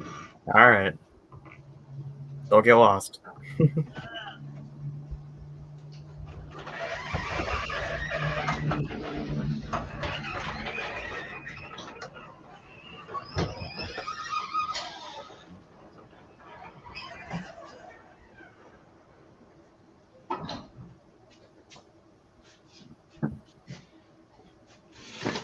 Is that enough light? It's still dark, huh? Oh, they're fine. All right. Yeah, it's still a little dark. would Otherwise, I make just set up my light and plug it in and all that other crap. Nah, you're fine. So sorry, what did I miss? You said you were distracted by the Roadrunner, and Yeah, I want to work on that road. I mean, I have the numbers matching block for that car. It has the numbers matching transmission in it. okay. I have a fender for it to paint. I've got a lot of stuff for it. I've got an original nice Roadrunner hood for it. That's not the 6-pack scoop style. Yeah. So That's there's a lot of little stuff. well, that's what happens with every time you buy a new toy. Yeah. Is you got to go play with it, and doesn't matter what you're supposed to be getting done on all your other shit. But Oh, one thing I was showing before you left here. I was showing you another. your Super Bee or something. Yeah. Sweet. What's the story on this car? I know you told me before, but it's been a while. 383 automatic, originally B5 blue with B7 blue interior, white bumblebee stripe, bucket seat console car, power Nice. steering car, N96 car, 391 gear car factory. Nice. And I have a 69 HP 383 for it. And you were saying if you, I heard you say something like you could get it running Yeah. in a couple of weeks. Was that the one? Yep. If if come the end of August or the first week of September, if I can't clearly see the finish line for the Belvedere, then I'm gonna do the other car. Divert. Okay. Mm. And so on the Belvedere, you just got to paint the engine bay, and you've already got all the parts. You can start assembling. Yeah, well, as far as what kind of the current state of affairs for the Belvedere is, I need to finish a little bit of welding on the quarter panel, and then the floors in the trunk are rock solid. There's nothing in the body at all. It's a shell right now. Okay. But I have everything for it. I'm going to paint the floors in the trunk. I got nice doors to put back on it. I just got to jam those, put them back on. And the whole body will be in primer, but I want to paint the engine bay, paint the floors, everything, throw carpet, put an interior, and put the drive line in it, get it to where it's moving under its own power. But at the same time, have everything jammed. It's just going to be white, so it's not that big of a deal. Yeah. And then after that, work on the body as I can and as I am able to. Man, But you're running out of time. I know. I'm not trying to be negative. No, I get it. Okay. No, I get it. I've told other people that too, and it's always like just be negative, blah blah blah. It's like, no, look, I've been there, done that. I started on the 68 Charger in March, and I tried to get it done by beginning of October for duct tape drags. I didn't make it. Ran out of time and ran out of money, so it was close. And I'm sure I could have made it if I had pushed a little harder here and there, but it's just one of those things. So it's you better freaking get on it, man, quick. Yeah. And even like this build with the Belvedere, we had 3 months. The biggest problem is the time. Like all of us didn't really have the time. We blew the first month. We didn't touch the car for the first month, and then it was really on me to get all the shit on the motor to get it running, right? So it's like we need a running engine before we can swap it into the car. So it's like all this pressure was on me, and that was pretty much like last month. And then we just dropped the drivetrain in, last weekend. So it's like it's coming down to the wire, and I don't think we're gonna get half the shit done that we wanted to do to the car. It's just we just don't have any time. So instead of like, oh, we're going to get there and have all this stuff done and we're going to win, we're now like, we're just trying to get there with a running car. Yeah. Like lowering our bar just so that, just try to get there, just to run. Right. I'm not really even too concerned about winning. And, So what was the oil pressure issue? The oil pressure issue was actually the pan? I believe it was the pickup. I mean, we changed the pan in the pickup. And then we changed it back to the pan and pickup that I originally had in the run stand. All the oil pressure came back. When I pulled the pickup out, like I don't see any cracks or anything in it. So I don't know what the deal is because so when I tightened it into the block, it was like, how it's really easy to rotate and then it's like one hard rotation in. Yeah. On the other pickup, it was like 2 hard rotations in. I could go 2. This one I could only go 1. Like it was so tight, like I couldn't go another revolution. So is it that the pickup didn't go into the block far enough and it was close to the bottom of the pan? I feel like even if the pickup was touching the pan, it's got that relief in the pickup, you know, where it should still pull oil in. You know what I mean? Yeah, but I think it's supposed to be a 1/4 inch off that pan. Yeah, I mean that's the only thing I could figure is that it was either restricted. One was a 402 pan, right? One was a 402. The 402 was the one that worked. The 402 is for the factory 5-quart. Yeah. Yeah. Like a standard big block B body pan. The pan 66 through 72. Yeah. The pan I put on it was like the aftermarket Hemi pan, you know, the 6-quart pan. Oh, okay. Mhm. I mean, the depth looked the same to me. It's just, it's kind of bigger. I think that needs a different pickup. Well, I think the pickup was the same. Pickup was the same? Because I had thought, because I pulled it off another engine, right? And I thought I had an aftermarket pickup. And I know I've put aftermarket pickups in that are just like a straight, you know, instead of having the bump or the curve in it, it's straight. Right. And they're freaking hard as hell to screw in far enough to get the pan to fit. But this one, when I pulled the pan off, I was surprised it looked like a factory one because it wasn't straight. It had the curve in it, you know. I can't remember. I got to pull my 383 apart to put a rear main seal in it, and I got a 971 pan in it right now. I want to see what that pickup looks like. The one I pulled out? No, the one I got in my 383. Oh, My 383, I got a 971 pan, which is a 6-quart pan. Okay. So that would be like that Hemi pan. Okay. So I would find out what that pickup looks like. Is it the straight one I got in there? Because it's been so long since I've done it. Yeah. That I can't remember which pickup I put in there. Did the factory 6-pack cars come with a Hemi pan also?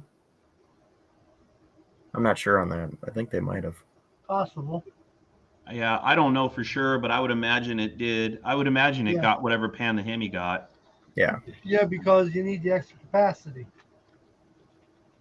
Yeah. Speaking of oil pressure, I thought I had an oil pressure thing on my dyno sheet, but I guess I don't.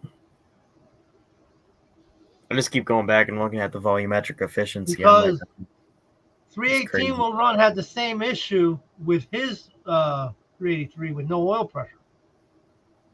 How long ago? Out a little while, just a few like last week's episode. He swapped out the rod bearings and the main bearing. Oh. The only main he didn't change was the front one. I missed that video. Yeah, maybe I did too. I didn't know that. Maybe he's got a pickup Check issue. it out. But now he's got oil pressure. Now he's got oil pressure after he did all that. After he changed the bearings? Yeah, after he changed the bearings. And some of the bearings were showing copper. Oh, so they were tight. Yeah, well, they were loose because they were down to copper. Oh, yeah. Oh. It says 3 days ago. Yeah, 318 will run. Huh. I completely missed. And 9 days ago, he did another one on that. Yeah, dude, How did we completely miss that? I get notifications from him on his stuff. I watch all of his videos. Well, I know that. I've been sub to people, and then YouTube will automatically not sub me anymore. Yeah, they'll unsub you. Yeah, I've been unsub.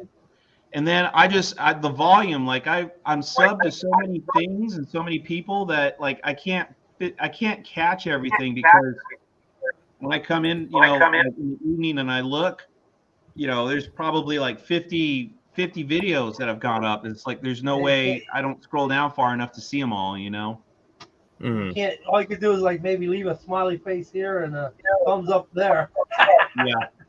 Yeah. You know what I mean? But yeah, I was watching that because that was interesting to me that he lost oil pressure. And then you had that oil pressure loss. I was like, oh man. Yeah, it was And it was then- very And bizarre. then that Uncle Tony thing with not lubing the engine up, that shit pissed me Well- off. B5 Blue is here. Mr. B5. Oh. It took a while. Took you a little Come on, while. Jed. It wasn't 10 seconds flat. No, I was playing games with my girlfriend on the computer. Oh, yeah. Yeah. So, Mopar Nut, what did you say about Uncle Tony and the engine? The pre-lube deal that the engine doesn't need to be pre-lubed. Primed, right? Yeah, primed. Yeah. Yeah. I mean, ain't no way in hell that anybody I know doesn't do that. Everybody I know does that. I never have pre-lubed an engine ever. Why? Don't know. Never needed it. What about one that's been sitting 10 years? It ain't no different than an engine that's sat for any length of time or an engine that's freshly put together. I don't know. It only runs a few seconds dry. Not- Oh, no. It runs not a lot longer than necessarily. that. Yeah. Depends. Yeah. Once metal to metal contact is done, it's over. Once that film is broken, it's over. You can't get that. You can't get that back. That protection back again. Your damage is done. That's why most of your engine wear is at startup. It ain't at running down the road. It's at startup because you're not seeing oil pressure immediately. All my engines, no matter what, always get a full oil filter on them when I change the oil. Because I want that time to be short, very short. And of course, I'm going to use good oil. That's another thing. I don't use shit oil. You got it. You A got lot to of spend the money on that. Get the high zinc. It's always I nice think- to try to get a full oil filter onto a big block when you have to put it on sideways. You Dude, get wait. oil everywhere. With that one, you go halfway. Yeah. You go halfway. Like I Yeah. said with Uncle Tony's video, and it's like I'm not saying he's wrong by not priming or anything like that. You can get away with it.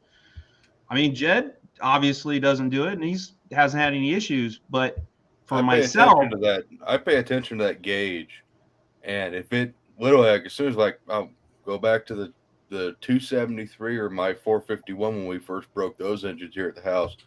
Literally, as soon as that engine fires, that gauge goes from 0 to boom, and yeah, it should pick. As soon as that distributor starts turning, which means as soon as the crank starts Then turning your from the pump is starter, primed. that oil pump is starting to shoot oil. So I mean, Yeah. if your engine literally lights immediately, you might have some issues, but it's just going to sit there and just whirl over by the starter. That ain't going to hurt nothing because you should already have like some kind of assembly lube in there and yada yada. no, I have all that stuff too. But I'm just so paranoid. Like I'd rather err on the side of caution. You know, I run the expensive oil with zinc. I run assembly lube. I haven't used Right. that GM EOS crap. But I Um, brought back engines that haven't been running for years. I'm talking 15, 20 years. Yeah. Okay, all kinds of engines. 440s, Ford motors, Chevrolet motors, whatever motor, Oldsmobile. Every single time. Every time. I've lubed them up. Okay, take them apart, clean them, lube them all up, completely prime the system, and then go. Because when they sit, I even had an engine that had water halfway up the crankcase.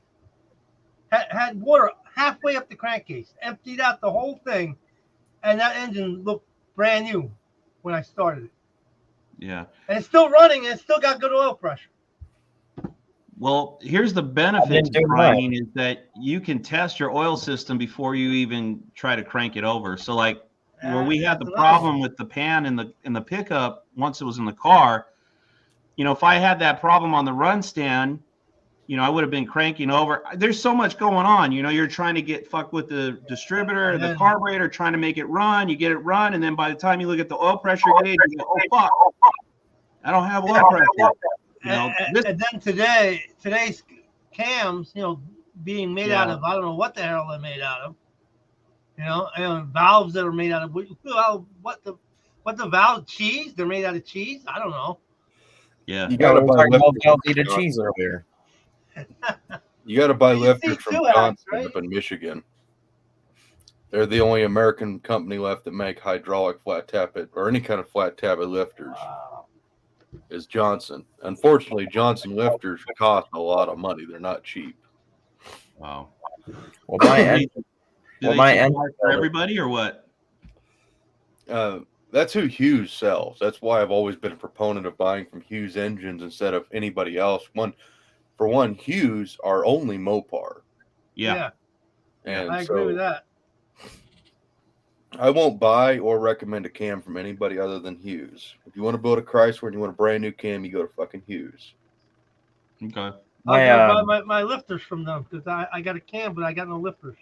Yeah. Yeah, my engine builder, local engine builder to us has been a long time friend. He's like, these lifters, he gets them from whatever the other big names are, and I'm sure he gets stuff from Hughes too. But he said he buys a lot of them like by a batch or whatever, a batch of like 120 whatever, and he got a metal hardness tester, and he goes through and he tests them before he puts them on the shelf as good or bad or whatever. He said he throws away about a third of them.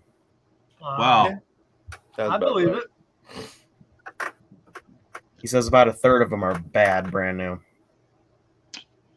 That's actually not a bad idea to do a Rockwell test on them, but it's like, why is there so much? It's got to be the heat treat process, right? I mean, if they're all being machined at the same place, it's the quality control. The quality control doesn't exist anymore. Yeah, the metal itself is something important, what it's made out of. Well, yeah, but just the quality control of people and stuff in general. I mean, it goes back to even like your carburetor video, Jed. The quality control on those carburetors didn't even exist. Yeah. So it all ultimately comes down to us as the Americans. It's our own fault. We have to accept this. It's not anybody else's fault but our own. But allowing all the manufacturing to go to China and allowing all of our manufacturing to die. And now it's impossible to basically start over manufacturing in the States again because it's going to cost so much. Yeah. Oh, yeah, because environmental won't let you. Environmental will not let you. I mean, we kind of did this to ourselves. Well, I wouldn't say we. I'd say corporate America did this to us. Oh, All those I guys think, that Well, I mean, cashed out benefited from offshore production. We as people Right. saw the savings and we didn't bitch. Yeah. It's like, do we Yeah. want to spend $10 for a part or do we want to spend $3 for a part? Oh, look, they're the same. They function the same. Sweet. I'll buy the cheaper one. So And you're talking everybody's about guilty of it. intakes, huh? Those Chinese intakes that are real cheap for $180. I buy the Chinese stuff because I want China to be a superpower that takes out the U.S. I mean, we're all guilty of it. I mean, everybody wants to save $1 where they can. Sure. Yeah, I got some Chinese tools. I got some Taiwanese tools. Yeah, I'll admit that. But I don't think anybody ever planned on having these kinds of issues. No. Yeah, right? I mean, who saw that coming? Yeah. Well, Quality I control always wanted meetings. stuff being made here, though. I'd rather have something made here. I want people to work here. That's the issue that bothers me the most. Nobody wants to work here.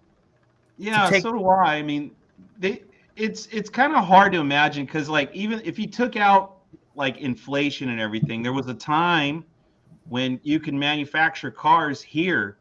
People had jobs here, you know, and then, you know, it's like Jed was saying, they're making the argument that, like, well, you can never manufacture here again. It'd be too expensive.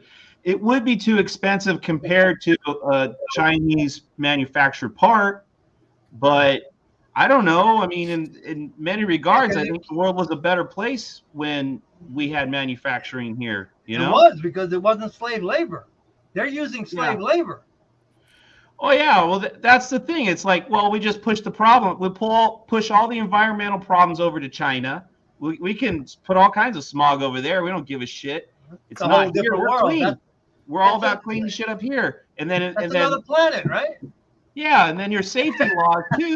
These fucking guys, they get caught up in a machine and get crushed. In China, they just throw his body out the back and throw another person in there. And, here it's like, no, you have to be fucking safe as possible. It's like, well, that drives up the cost. We can't do it here.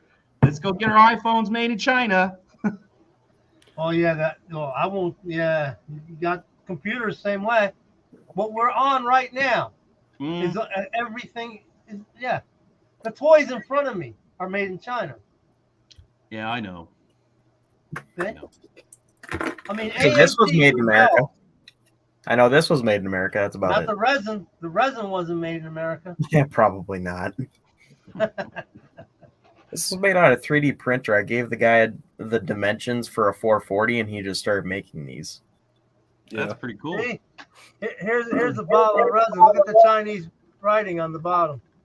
Oh, That's jeez. a bottle of resin. Hey, but our trash in America, it started here in America before it went to China and was made into that bottle. So it's American. Well, let's take our trash. Let's burn it. Let's make electricity, and let's keep our trash at home. Yeah, that's how we're gonna fight the California don't want system. Burn I'm our gonna own send all my trash. trash to Mopar Nuts' house. If I could have an incinerator, I would do it. Are you selling those, Jersey Ryan? won't let me build a power. There's a guy that makes them and he sells them. I saw the small block one. I didn't know they made a big block one. Yeah, I gave him all the dimensions to do a big block one. Yeah, well, you can buy a printer and build and make your own. Well, and I told him, China. I gave him dimensions for a 440. I told him, and he didn't listen to me, and that's fine. And I told him what was going to happen if he didn't listen, and it's happening. So I told him, I said, do not just label this as big block Mopar. Label this as 440. For that case, 413, 426 wedge, same thing. As far as the overall look, the bore is different, yeah. I said you could even probably sell this off as Hemi. I said it's not the same as Hemi, the block, but it's close. And he's like, oh, no, I'll just label it as everything, 383, 400, and 361. I'm like, no, you're going to get a lot of guys pissed off at you. He's like, oh, no, it'll be fine. He did it. He comes out with a There are guys calendar, mad at and him. he's pissed off. There are guys that are like, no, because you could see Yeah, it's got the pad. pad. The pad. So it's a It's RV. like, yeah, it's like an you're gonna RV, have yeah. things after you. It's like if you didn't have the pad, you wouldn't probably notice it as much, but you could see the angle of the block is different. And If it didn't have the pad, I would say it was a 383 or 400. It's an old raised block 383. yeah, Uh, now you're talking. what was that? What was that? It was like a 1 or maybe 2 years. There was a 350. Was that a raised block? That was 1 year on low deck. Oh, low deck. Yeah. Okay.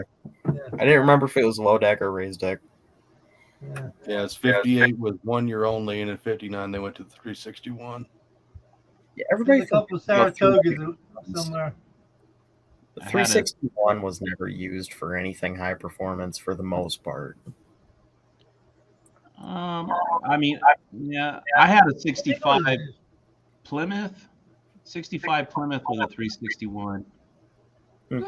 Good engine, but it was all stock. I never met. They put those in 66 Chargers even. Those 361s. I thought it was gone by 66, wasn't it? I thought 383 came in at 66. Well, 66 there was an overlap if I remember right. I could be wrong, but I think there's a 1 year overlap. I think I got a There it is. 66 383 sitting outside right now. Well, I know there's 66 383. I have a 65 383 Right. sitting in the yard. I should probably do something with it. Oh, you don't want it. That's got 516 heads. You don't want it. Yeah, it doesn't have a Send it head. to me. It's just a short block. Oh, those 516 heads are scrap metal. If you want anything to flow, they're scrap metal at least. I think if you send them over to Ed's and have Ed's put a little bit bigger valve in them and put some hardened seats in them, you can probably get a 383 to do 400 horsepower. And that's plenty for the street. Plenty. I got extra sets of 915 if I want to do closed chamber heads on something. 915s are sweet heads. Yeah. I just Hey, like Jim- the heads. I like the heads that are on my engine. I saw that like you have a plate on the side of the Hemi. What's that all about? Oh, that's to seal in the water. It's the is it like a cracked block or something or? So the only way to really tell is kind of just gleaning, just kind of staring at the block, figuring out what happened to it. I don't. The only thing I know about that block is it originally came out of a 68 Barracuda. Okay. It's a real super stock Barracuda block. And I'm Okay. imagining what happened is they were racing it up by Chicagoland. That's where the block's always been. The car was. And at some point, they left water in it and it cracked. Oh. Okay. That's what led to the block getting milled. They dropped about 40 to 45 pounds off the block, milling the sides, inside. And that's what racers used to do because there's only so much weight you can take out of a car before it's not safe anymore. Yeah. So, I mean, even the Motown missiles like that. Let me think which ones like it. The Challenger, if you look real close on Google Images, you see a picture of the Motown missile Challenger's block. It's actually got a freeze plug dead center of the ID pad where they hole sawed right through there to drop however many ounces. Yeah. A lot of the old pro stock engines, that's what they did. You can call Ray Barton and ask him if they did it because I talked to him and he's like, yeah, we used to do that all the time. And then we found out it actually makes the blocks unstable and it kills horsepower. Oh shit. Wow. But yeah, so I'm imagining the block cracked. They shaved it, dropped all the weight, and then behind Yeah, it, you got a window like this whole area. yeah, between Like two of the the freeze side plugs, it's a big opening, and you can literally stick your hand in there and grab the cylinder walls. Oh shit. And those plates were made, and it's got 45 quarter 20 bolts that hold those plates on either side, which is hilarious. They shave all that weight just to put all those bolts on it. Yeah. How many yeah. bolts you said? About 45 or 45 25? per side. 45. Holy shit. It's a lot of bolts. And we More than made I a got in my gasket arm. for it and siliconed it, and it doesn't leak. But I filled the block full of alcohol, let it sit there for a couple of days, drained it, let it sit another couple of days, and then I filled just the sides where the plates are with block filler. Okay. So it can never leak again. Okay. I'm a little nervous on the driver's side of the block. May have got a little too much in there, and it might have blocked off some of the passages between each of the cylinders to the wall. But the water will still circulate over the tops, and it'll still be plenty good enough for what the engine's going to do. Okay. And what are Yeah, you going to use the that's what the engine plates for? are for. What are you going to Okay. put it in? Nothing. Unless you're going to run it. I'm going to run it on a custom built run stand, and I'm going to tour it when I go to shows. Oh, okay. Indy cylinder head, they've already said when I come back to the swap meet, I can bring that engine and we can fire it up in the convention center for people. Nice. That would be sweet. nice. That engine also will only ever run on 114 or 116 race fuel, which Oh. if you don't know costs about $22 a gallon. I know they're 110 race fuel here at the pump. They actually have a pump that offers 110 race fuel. It was like $10.65 a gallon the other Yeah. day. Damn. They make signs that big? What was that? They said they make signs that big. Yeah, they're usually not used to having double digits for the dollar. Double plates. digits. Yeah. Well, get used to it. We're going to have it by September. I did find a car. If it ever went into a car, I'd have to go back into a 68 CUDA. And I found one up in Nebraska for about $800, and I mean it is a pile of shit. It's something that's only gonna ever be a race car again, Mm. and it's literally it take about $8,000 to make that car functional because they hacked it up, but it's the perfect candidate. cage has got to be completely redone. It needs a Dana 60 in the back that's narrowed. It need wheel tubs. Like I said, the cage is all got to be cut out and redone. The front end's got to be braced up because they cut all the fender wells out. But I mean, if I was going to do it, I would replicate a real Hemi Barracuda, basically, but in pro stock form. Wow. You should do a Hemi. Gave it some thought. You should do a Hemi under glass. No, I don't like that car. No. So you I can just flip think it like Jay did. I just think it's kind of cool that you can actually look through the glass and just see it right there. But other than that, yeah, it's kind of not my thing. Well, it's kind of hard to do that with a 68 model. It's not as big of a Right. model. I know somebody did one. That was like Yeah. 68. There is a later Hemi under glass they did with a 67, 89 or something like that, but that generation. that's the only way it ever goes into a car. I think the engine is better suited not going into a car just because you can see the plates. And that's my whole reasoning of polishing the plates and putting nice bolts on it is I want people to actually see that and be like, holy shit, this thing's running, and look at it. Yeah. Frankenstein. Yeah. Yeah, I want people to see what racers were willing to do back in the day. I mean, that's when you built a race engine and it meant that was a race engine. That wasn't something you drove on the street to go to McDonald's. No. That Yeah. was your money maker. That's how you made a living, was with that engine. Mhm. It's not like my Charger that makes 600 horsepower. You can go rip off an 11-second pass, whatever, and then still drive it every day. No, this is a whole different breed. I'm just What hoping kind to of break power into that engine makes? I talked to Ray Barton about the engine, and he's the one who told me about the shaving weight hurts performance. But he said with the cam that's in there and the heads, it should be, if it makes 700, that'll be on the light side. Wow. It should make 700 really fucking easy. Have you thought of bringing it to a dyno? It will be Just- dynoed. Okay. I'm gonna probably get it running here, and then we'll take it to the dyno, and we're gonna ease into it. But I plan on making at least a 7,000 RPM pass to see what it'll do, and if the power numbers are keep climbing past 7, we're gonna keep going past it and past it and past it until it makes all the power it can. If it comes apart on the dyno, it comes apart on the dyno. Cool. You sound like a rich man when you say that. Hey, the most money I have in that engine really is in the heads. But Are those ones that you said you won at eBay auction, or is that for something else? those are my Edelbrock heads that are in the living room.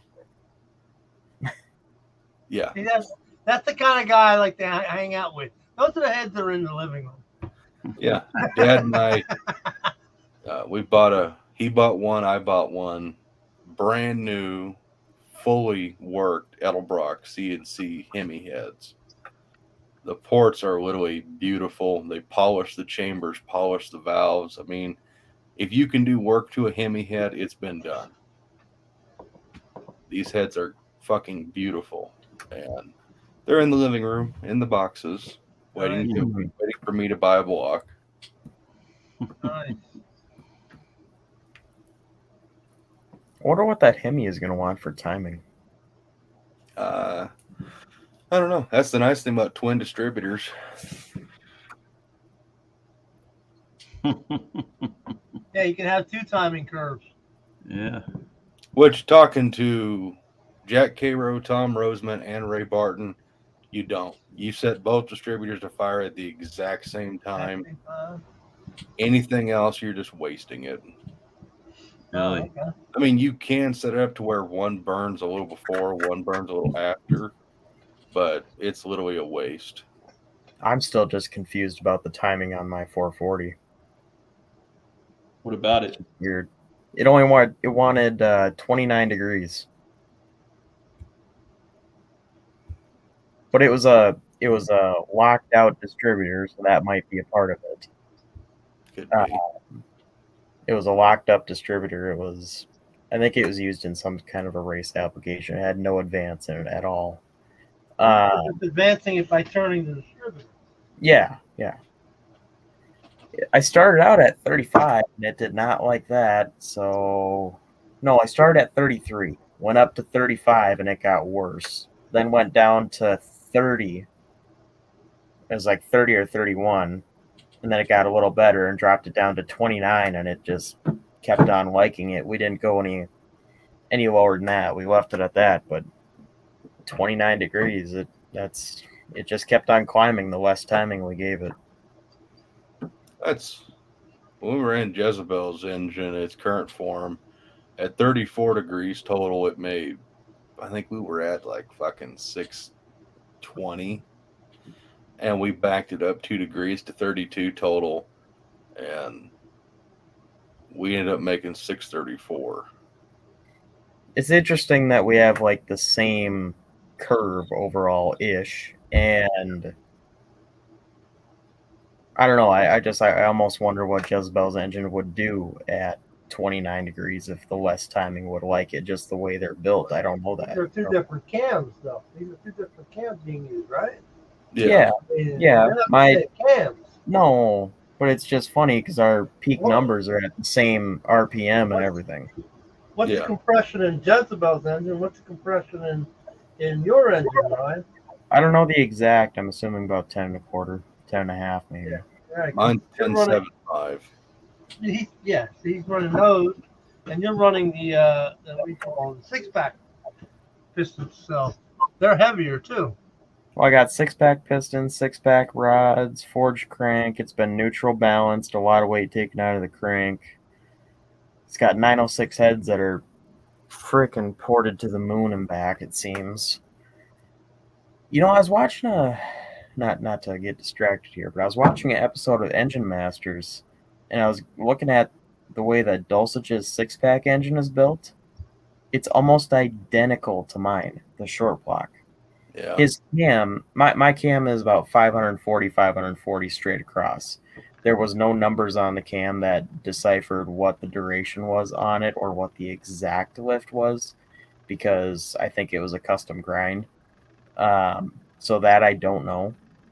But I know Dulcich's cam, I don't remember the duration, but his was like 525, 550. So same range of lift. And his had a heads 6 were on Dulcich's? What? What heads was on Dulcich's head? Well, I'll get to that in a second. But he had a 6-pack bottom end, steel crank, everything same. 6-pack piston, 6-pack bottom end. His was 30 over, mine's 40 over. And with stock 906s, he made less power than me. And then he put stock out of the box Edelbrock Performer RPM heads. And my, with the ported 906 heads, made more power than the aluminum Edelbrocks did. Wow. Well, the iron will also retain the heat better. Yeah. Yeah. Mine are a little bit better than the out of the box Edelbrock Performer RPM heads. Yeah. Because these heads have been cut down. You know, the stock 906 is about 88 cc's chamber, and the out of the box Performer RPM or the Edelbrock RPM heads, whatever, they're 85. I think these have been cut down. They're probably about the same chamber size. These have been cut down 25, if not 30, from my kind of rough measurements. A lot of bulwark, and they do have the bigger valves in them, which I think is the same size as the Edelbrock heads. The You 214. didn't have any issues putting the intake on, right? Everything went together fine, right? Yeah, it went fine. The only problem I had with the intake was I didn't have the right bolts. I needed to get bolts that were a little bit shorter and bolts that had a little taper in the front. a smaller head.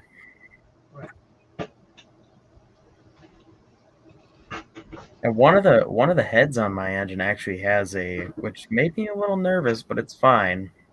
It actually has a helicoil in it. Oh, that's nice. So, it's Yeah, all right. on one header bolt, I got a helicoil on. It's been fine forever. I agree with Johnny Raker. That's pretty badass. Mm. I've been waiting to say that. I just don't want to type. I get what you mean, where somebody's in the middle of talking about something, and you see something in the comments, and you want to say something, but you don't want to cut anybody off. Yep. You just type it in. No, that's sweet. Well, guys, I'm gonna pop out. It's nice hanging with you for a few Yeah. minutes.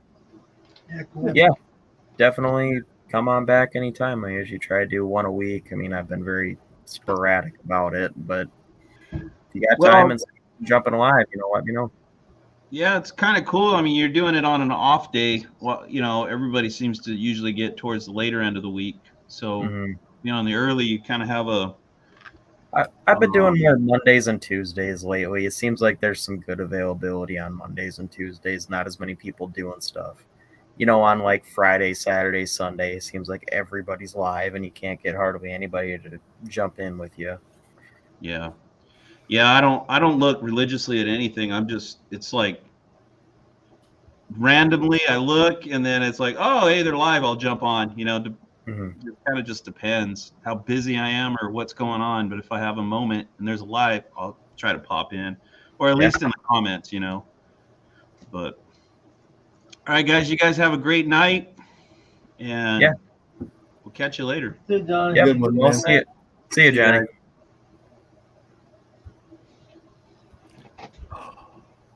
Forgot that comment's been up there for like 20 minutes. So how's the 360 and Brian's Duster doing? He's gathering parts still. Okay, cool. What's he got left to gather? I'm not at liberty to say what he's got. Oh, okay. He's got a trick up his sleeve. He's just really happy right now. He's just got to order a bunch of parts and get everything buttoned back together. And he's got a he's doing something different with intake and carburetors, which is cool. Nitrous. Gonna be really badass. I'm not super energetic. I'm pretty sure I've got stomach cancer or something. What? Yeah, it's the second time it's happened. Back in January, I got like dog fucking sick. Doctors couldn't figure out what was wrong with me. Like every time I'd eat, my stomach would just turn into hell. And I'm there right now. Oh, dude. Maybe. My- What's I don't know that what's going disease on. called? What's fucked up is the only way I can kind of like alleviate any of the pain is to smoke a cigarette. Oh. It sucks. Except I sat outside all day and it was over 100 degrees outside. I felt great sitting outside. That's odd. I literally just sat outside and stared at the Pro Stock Hemi sitting in the sun while I watched concrete dry in the block. And just sat there and sweat all day. I couldn't get up. I couldn't move hardly. It sucks. Dude. Better get that checked out. Can't afford it. Does it happen more when you eat? Is that what happens? Yeah, I felt pretty good until I ate dinner. Pretty uncomfortable right now. Yeah. I took Tums a minute ago. And I've got to get a wisdom tooth removed before I spend any money on doctors. Oh. I had a tooth removed last week. I know exactly how you feel. Oh, it's fun. What sucks is my appointment is at the end of the month to get this tooth removed, and they called me this morning and said, "Hey, we got an opening today to get it removed," and I'm sitting there on the toilet throwing up, and it's like, yeah, I can't come in today. Yeah. That'd been fucking Oh, nice that's- to be removed. Would You have been might- nice to just get it over with. You might not have cancer. You might have Crohn's disease. It's not Crohn's. Hmm. I don't have that kind of issue. Okay. Yeah, my But brother. you have pain. You have My- pain in the pit of your stomach, though. It feels like someone is reaching in through my stomach and grabbing a hold of it and twisting it and then shaking it. Mm. And my brother had a similar thing happen, and it ended up being, I think, like wasn't a hiatal hernia, but he basically had to have something cut out. And if my brother had it happen, it's probably mine. It's possible, yeah. Fidward says it could be ulcers. Yeah, What yeah. a fucking ulcer is. I've had a cast iron stomach all my life, man. That would screw me up if my stomach was killing me. Oof. Yeah, hopefully that gets better, man. Yeah, I don't think it's cancer. A lot of people who have cancer don't eat either. They won't. Do you have the desire to eat? So back in January, when I got really sick, I was sick for almost a month. I couldn't even think about food. Wow. If I thought about food or smelt it, got anywhere near anything resembling food, I would dry heave. I was so empty. And the doctors couldn't figure nothing out. Of course, at that same time, I had started quitting smoking. And just one day out of the blue, I went and grabbed out of my jar one of my cigarette butts when I tore them all up. I grabbed it and I said, fuck it. This is stressful. I lit the cigarette, and then all of a sudden, I was starving. And I went and ate some crackers, and I felt amazing. And as soon as the nicotine wore off, I threw all that shit up. It felt like shit.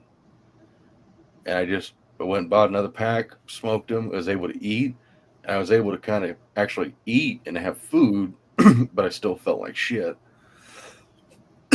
We never did figure out what happened then. We never could figure out what was wrong. Eventually, it just passed. And what made it worse is I went to 2 or 3 different doctors, and one doctor kept prescribing me a medicine, then another medicine, then another medicine, and each one just compounded and made things worse. And they got down to be like colonoscopy or something like that, and they couldn't figure anything out. It was going to have to be like an MRI, and it's just like, okay, I can't afford it. I guess I'll suffer. Yeah. So kind You of, don't have any health care coverage or anything at all? no, I don't. I have no medical issues. I don't take any medicines. So I don't know what the fuck. Thank you, Scott.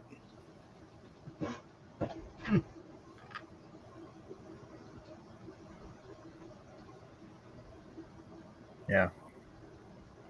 Anyways, let's talk about something fun.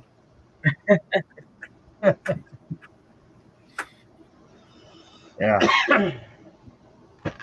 No, it's been a crazy couple weeks. You just gotta get to work on that Belvedere. Looks Yeah, like Johnny's Back right. to- I gotta get back to the Belvedere and stop getting distracted by the Roadrunner, and started putting parts onto the front end of the Super Bee the other day, and I gotta get back to the car that I'm supposed to be doing. 4 speeds make everything badass and more fun. I like that 4-speed in that Roadrunner. Yeah, manuals are cool to drive, man. Once you drive a stick shift, you'll never be able to drive an automatic with the same kind of joy. I mean, and I was just driving that Roadrunner around the show, but shifting through the gears and everything and using the clutch, I was like, this is just the coolest thing. You're awake when you're shifting. You have to stay awake. You can't fall asleep like you do with an auto trans car. Yeah, and You can't You're in eat or control. drink anything, though. no. That's another thing, is you're completely in control of the car. Because you have to. Yeah. Yeah, you're more connected to the car. Yep. The car forces you to work.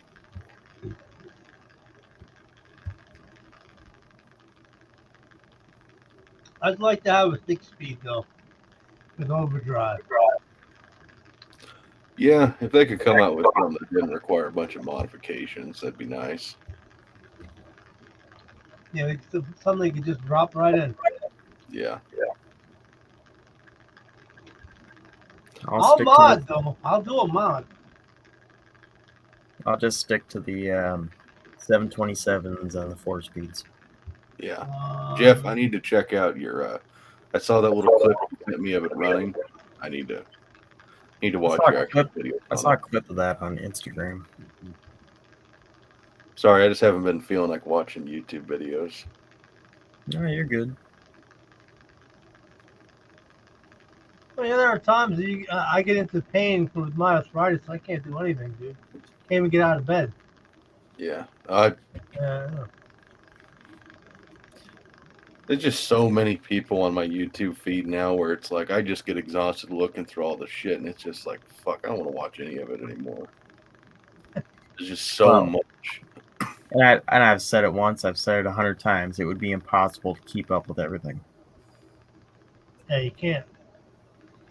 It's It's like psychiatrists say you can't keep up with 300 people.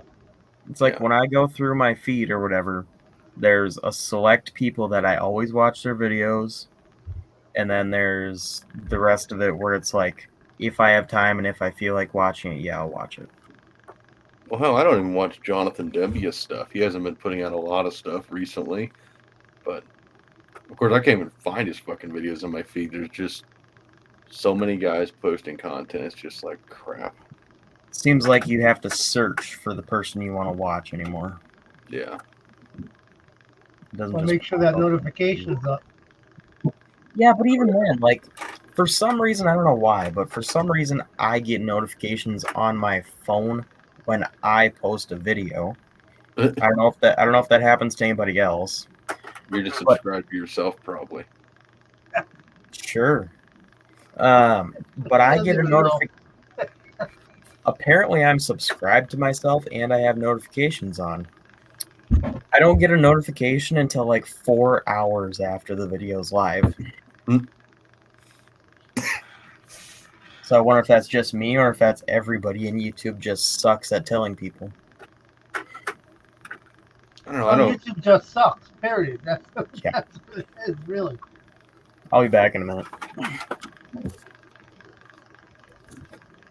Can't watch it. Like I said, 300 people. You have 300 people in your life. You can't keep up with it. There's just no way you can do it. That's true. And then, like, I got like 2,000. I'm subscribed to about 2,000. I can't keep up with all those people. Holy shit. You know, once in a while, if I go on something, I might be able to leave a comment or something like that. You know, That's a lot. sometimes I of miss some of your videos. Like, what the hell? I didn't see this. You There's know? been quite a few people who missed the last couple, but it's fine. And, you know, and all the shit that's going on in the world. You know, that blows your mind. Yeah, I gotta take a break from doing YouTube videos and actually focus on some business at some point. Yeah, because that's the thing that brings the bread in, right? Yeah, YouTube don't do that. You just don't bring no money. You gotta be so high in subs and hours to get money from them. And even then, you still have to pay taxes on it.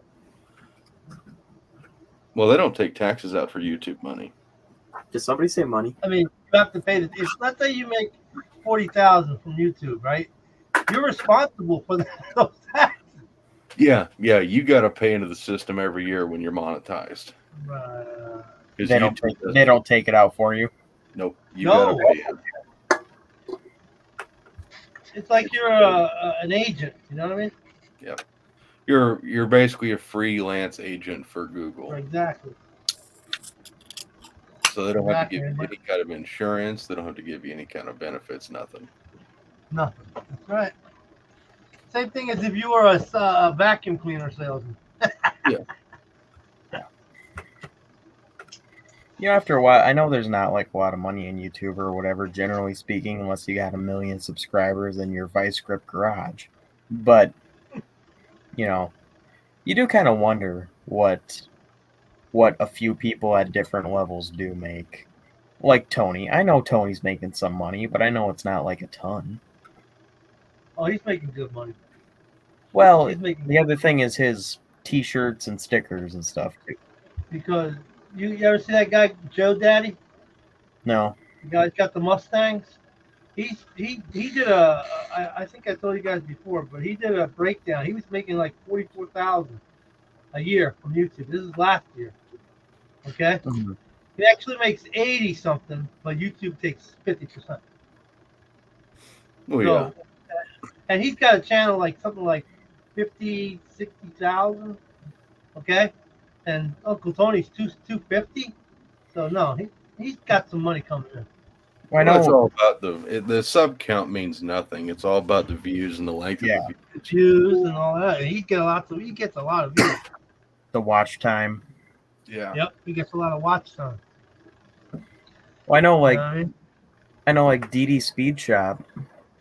He went through and he did like a 1-year analysis on what he did, and he's at the time he was at like 40 something thousand subscribers, and he made like 15 grand or something like that.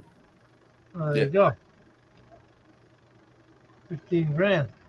But like I said, that's 15 grand that you have to pay on taxes. And if it's Canada, I don't know what they do because he's out of Canada. So Yeah, I don't know what their system is.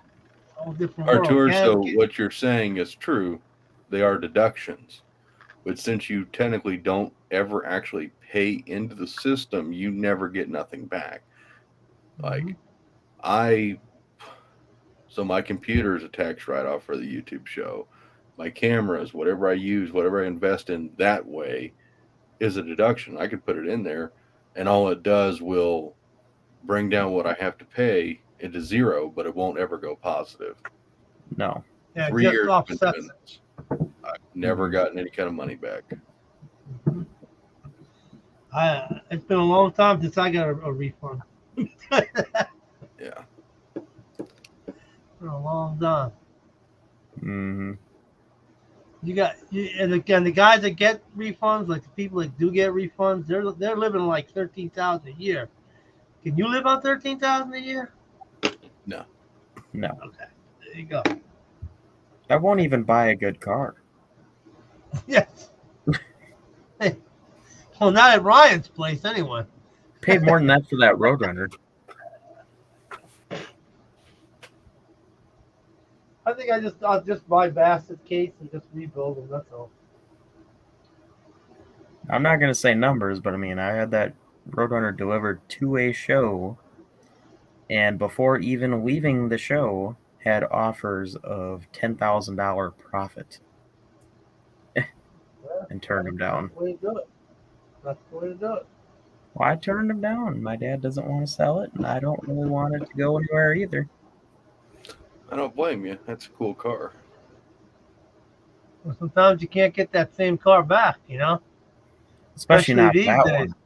Especially not that one. That one is loaded with options. Roadrunners are like a 1 or 2 option car. That car has 11. Yeah. That's pretty amazing for a Roadrunner.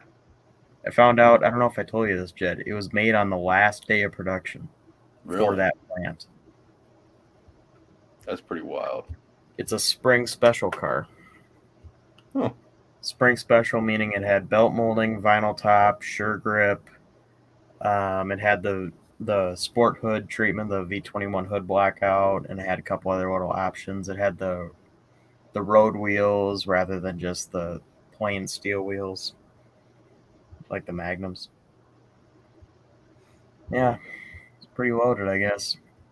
One guy was telling me it's not a factory tack car when I looked at a 68 Coronet that we have that is a factory tack. His reasoning was, it doesn't have the right hole in the firewall for the wire to go through, because it doesn't say on the fender tag on that car, because it's like a Lynch road car. It doesn't show on those tags. And then he's like, no, there should be a hole here. But I pointed down like an inch away from that. I was like, there's a hole right here, and here's the tack wire that runs right through. He's like, yeah, no, the hole's supposed to be up a little bit. That's not the right location. And I was like, okay, well, whatever. And I looked at our 68 Coronet RT, which is a factory tack car. Same hole, same spot. I'm like, okay, yeah, it's a tack car. And I looked at a non-tack car, and a non-tack car doesn't have that hole. So My buddy Dan, 68 Sports Dynamite's got that factory tack on that dash. On the sweep dash.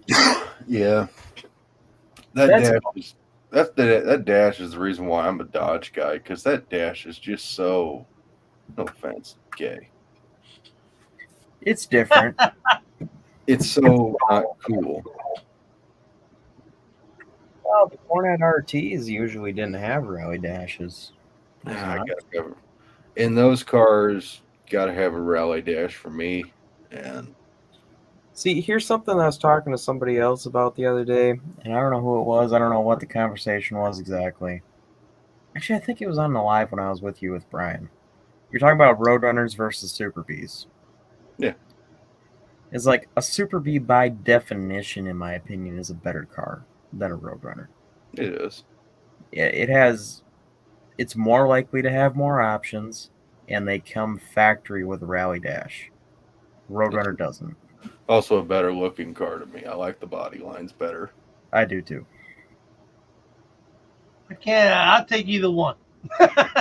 Nah, If I had the I get- option, I'd take the Super B or Coronet. It didn't matter. it doesn't matter to me. I got both of them. I like the Coronet, the 68 Coronet. I like a lot. I like this car. That's 69, right? Yep. N96 hood car. 391 gear car. Just always had a hard time getting behind those hood scoops. My dad hates them. He calls them A body parts They are A body parts. because they put them on A bodies later. Yeah. Yeah.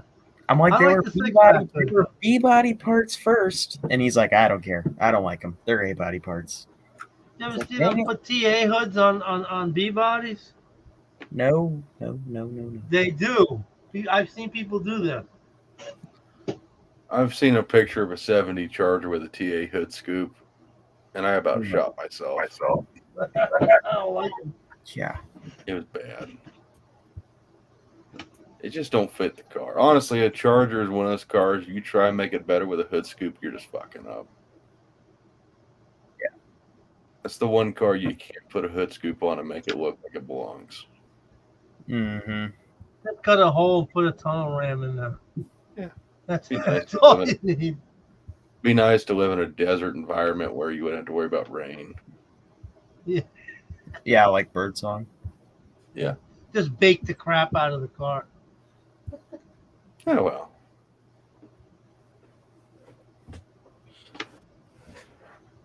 Yeah, a tunnel ram. I'd really like to have a tunnel ram. That's pretty badass. I like.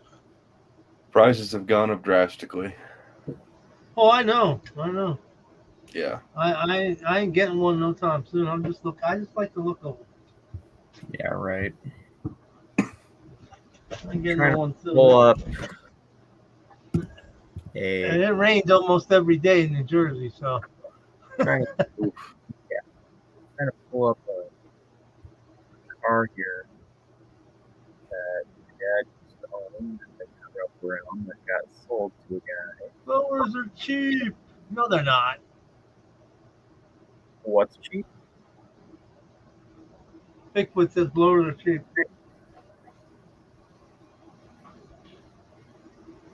Cheaper than your Pontiac GTO that you want, probably. Oh, yeah. I might not even take that one motorhome engine apart. I might just get a blower for it, and that's it. It's already down there. It's already 7-to-1 compression. All right, I know you guys might disagree with me, but you ready to see something stupid? Sure. Yeah, I'm pretty sure. You got shoot for it.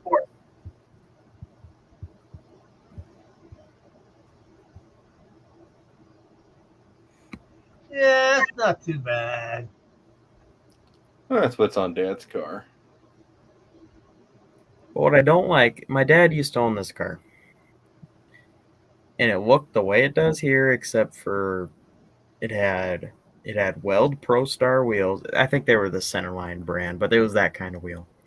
It It had blue bucket seat console interior, and it had the normal painted to match hood, and it had the Weld Pro style wheels, like I said. And then he did this to it.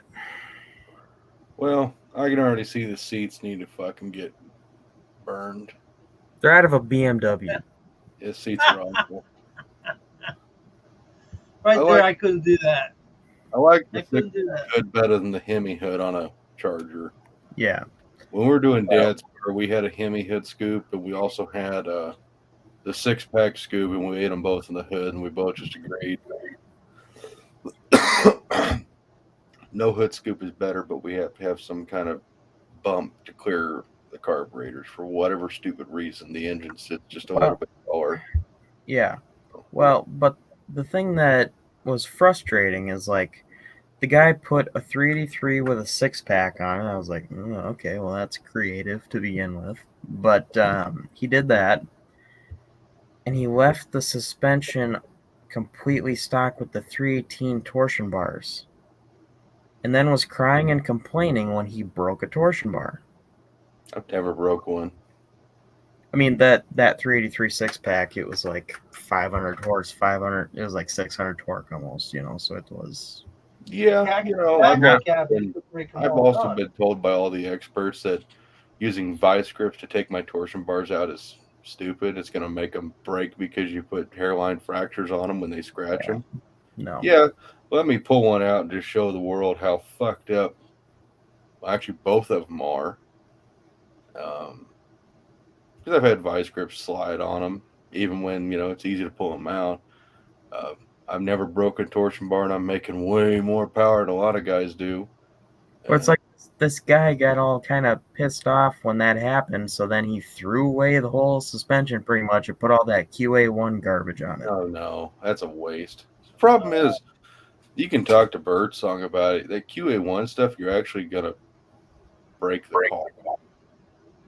The way the front suspension on a Chrysler is designed, it's meant to put all the load down on the bottom of the K-member and on the frame. Be tied in by the K-member.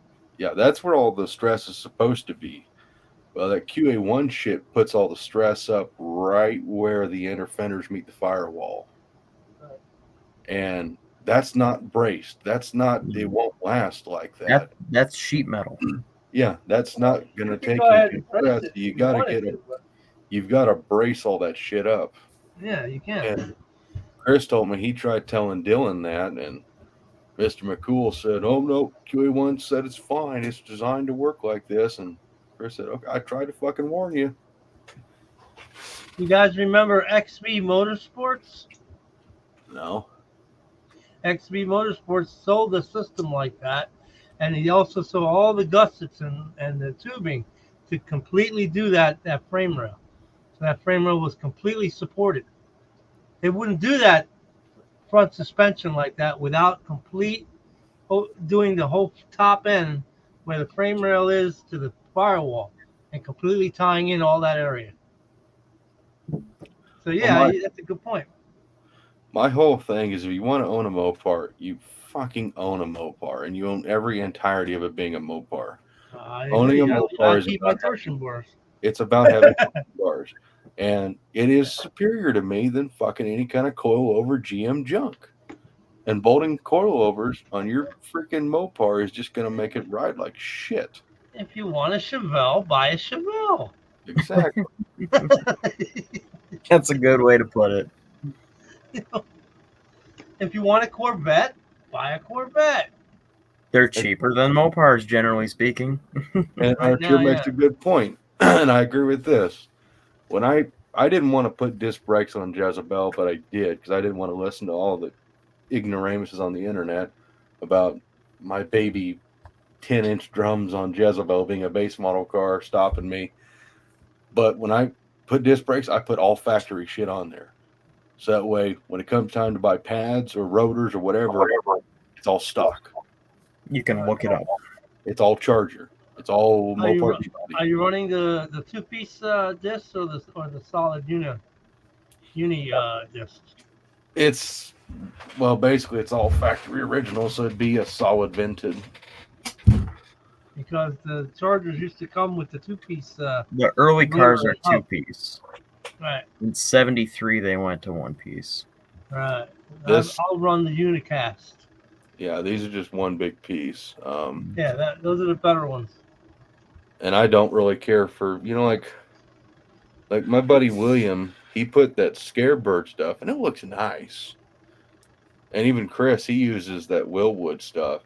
But what scares me about that stuff is what happens when those companies go out of business eventually, Yeah. or what happens when they discontinue that line. Well, there's plenty of information on slotted and drilled disc cracking. Okay, that stuff is meant for racing. It's not meant for the street. There's a lot of people saying that slotted and drilled rotors are just there for an aesthetic. They don't actually do anything. I don't know if Well, they that's outgas. They do some outgassing of the stuff inside the pads, but it's for racing. You see it on exotic cars that when that shit is worn out, they throw it out. They just throw it out. They don't keep it around for forever. Our cars, the regular disc, the large 12-inch disc that they used to come with, is perfectly acceptable for these cars. My 76 Charger stops on a dime. All right, Mopar Knight, you're really fucking with me on that Charger. It's got a 70 hood. What year is it? a 69 or 68. That's 69. It's a 70 hood. 69. It's a 70 hood. No, it's not a 70 hood. Yeah, it is. Unless they screwed it up. The Unless 70. they screwed up the the only- model. Look, Yeah. the model's weird because this spear is not that tall in real life, okay? Yeah. It's true. That's not that tall in real life. And the 70 is the only year where those hood scallops come that close together. I do like the 70 though. I like I But it. it's supposed to. This is a Hot Wheels version. The Hot Wheels actually made 1/18 scale ones for a Oh. while. I didn't know that there was obviously there's a difference between a 69 and a 70 Charger hood, but I thought the back 80% of it was the same. No, I it's thought they all, yeah. the under structure is basically the same, but the actual. See, look, that one's also got a 70 hood. Yeah. Google it. 69. They're all and supposed to be 69. Yeah, the 68 and 69 hood, the hood scallops are narrower. They don't actually meet in the middle. There's Yeah. actually a gap. Now that you say that, They all Yeah, got 70 hoods. And you know why they use 70 hoods? Because then they only have to make one hood for when they make the Right. Daytona, because the Daytona uses 70 Charger front sheet metal. Yeah. That's why 70 Charger front sheet metal is so damn expensive. But this is supposed to be B5, though. That is not B5. And that's not B5. That's supposed to be. And this is Tor Red, I think it's supposed to be. Yeah, it looks And like, this is just bronze metallic. yeah. I like the red and blue one a lot. Oh yeah, the red and blue one's sweet. I like that one. I Red- got all three out of that deal. That's cool. See what I mean, Ryan? Yeah. 70 hoods also, the front of them is different because yeah, because the on the bumper. bottom. And yeah, Yeah, like there's a Yeah, you there's see that gap in between the two scallops, and that generally. You like this hood, right, Jed? Oh God, that's awful. what is that? A bulge? It's like a 70 Roadrunner hood converted onto a Charger. Oh, okay. 70 Charger too. It's Oh, awful. great. Now I'm getting phone chargers. It's like, really? I don't want your phone chargers. Yeah, like you Yeah, they come right up in the middle. I to each just see other. that nose is so beautiful. I love that nose. I do too. Versus, yeah, look at that versus this. But the Oh. back of that is more pretty than the other one. So I take the front clip off of the and swap them. You'd put the front clip from a 70 onto a 68. Yeah, You like the 68 taillights better? yeah. I like the 68. That's why I want taillight. to find two like not really good cars, so I can do that. I I want like. to do that to two really good cars. I want to do that to two cars that are basket cases. I mean, See, hey, I like the 68 taillights, but I feel like the 69 and 70, the big rectangles, I think they fit the body better. Yeah, 'Cause that's the cool. body's rectangular, Those look like an aftermarket, like somebody just glued them on. kind of, yeah. But they look great. Yeah. I'm not going to say anything bad about them. somebody better throw wow. these. Somebody better throw these stupid wheels in the scrap. Well, yeah, you The got wheels are people terrible. want to modernize an old car. Yeah, well, they can just not do that. Oh, that's worse. Oh, jeez.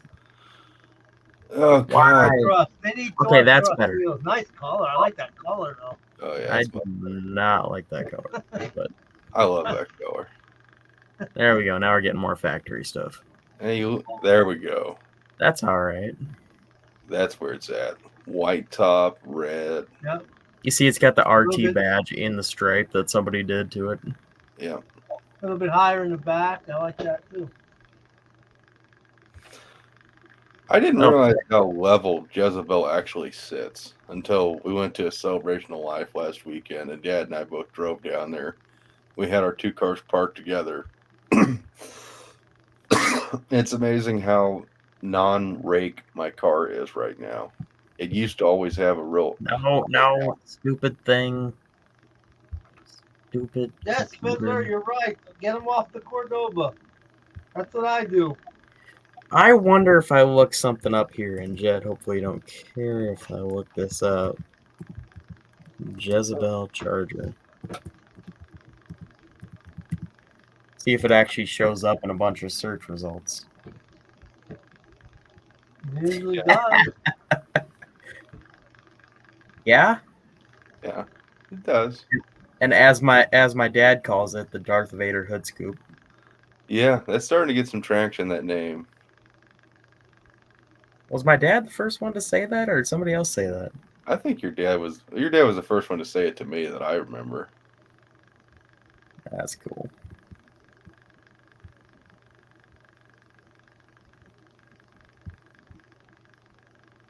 Keep them ready. For the most part. Well, it's got to be within reason. It can't Right. just be a big pile. Yeah, not like this road. Well, I mean, running, Running, always running. I was thinking of just making the 174 just that. I was going to put narrowed rear end in it, just fix the rust to the point where it's fixed, and just drive it. In a 74 Charger, you said? I got 3 of them. Why would you need to They narrow follow me the rear around. end? Why would you need to narrow the rear end in that thing? You could fit almost. Because the tires everything I'm going on the to put under there, are going to be epic. That's why. I fit I want 315 6015 drag radials underneath a stock 73 Charger. I want it to look similar to this Cuda. See this Cuda? But- See the tires on that thing? See the tires on that thing? See how big and fat those tires are? Those are some of my favorite scale cars, whatever the muscle machines. Yeah. I have a small collection of those. Only the They most. came in the 1/18 scale at one time too. But imagine something that fat going down the road Jeez. That's what we call and just wall shaking the wall. ground with a 3-inch exhaust, 440. The high compression 440, no blower, none of that crap. Tunnel ram, big None of- square intake came on top, big square plug catcher. None of this $100 eBay turbo stuff. No, we don't want no vacuums or that crap. how I'm so sick of Hair it. dryers or whatever you want to call them. Yeah. Yeah. Vacuums. I don't know where you came up with that. I want the earth to move when it runs. Turbo's got their, Those just not on my stuff. Yep. Same. They could be on somebody else's, but I don't want any part of it. That's too bad at that show Chris didn't make it. No, I he's saw got a lot. Mike. I He's saw got- Mike. He's really got a lot going on right now. Oh, yeah. And I talked to Mike. Mike said, yeah, he would have come, but Mike didn't even know if he was going to make it because he was so busy with stuff. And it was Yeah. just kind of the last minute, yeah, he could make it. So it wasn't good timing and planning. But I talked to Mike. I actually sold him a few things. Yeah. Mike's Mhm. a pretty good guy. He bought a bunch of shit from me when he came down and picked up that Mustang for Chris. Yeah, Mike. Chris tells me to call him Michelle. And I did. And he just looked at me like, what? And I said, yeah, Chris told me to do that. And he just starts shaking his head. He's like, dang it. Mike's a pretty cool guy. Pretty cool. Oh, yeah. I'll never forget when he came to pick up that Mustang. You know, he's from North Dakota, so he's used to real cold. Hmm. And the time they kind of decided to come get that thing, we were in the middle of a blizzard. And I can't remember how cold it was, but I remember telling him what the temperature was when he called. He was like 30 minutes or an hour. When he goes, oh, no, that's not a big deal. It's way colder up here. It's like, okay. Well, we're out there for like an hour just getting the Mustang ready to load up on Mike's trailer. And Mike gets out of his trailer when he shows up and he goes, holy shit, it's fucking cold. And he's freezing and shivering the entire time. And Dad and I are just in regular coats. Yeah. And it's like, so, yeah. What's colder, buddy? I think it's kind of the same thing when you got like a dry cold. I don't know. It's like you got dry heat and you got wet heat. It's like the opposite. Yeah. Yeah. And when you get a bunch of moisture in the air when it's cold, it's, oh God, just like you get a bunch of moisture in the air when it's hot. Yeah.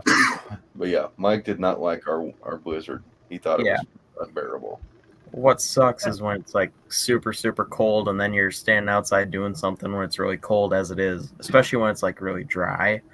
And then next thing you know, like a wind comes by and just sucks all the heat out of you. Oh, Well, it gets, Especially Well, when yeah. worst for me is when you start to sweat. yeah. So you start stripping down, and then all of a sudden you start freezing. So you put more clothes on, then you start to sweat again. It's a that cycle. rotating cycle. Yeah. There are places on this planet get so cold that the steel actually cracks. Dude. Jeez. Okay. You hit a piece of steel and it'll crack. Get that cold.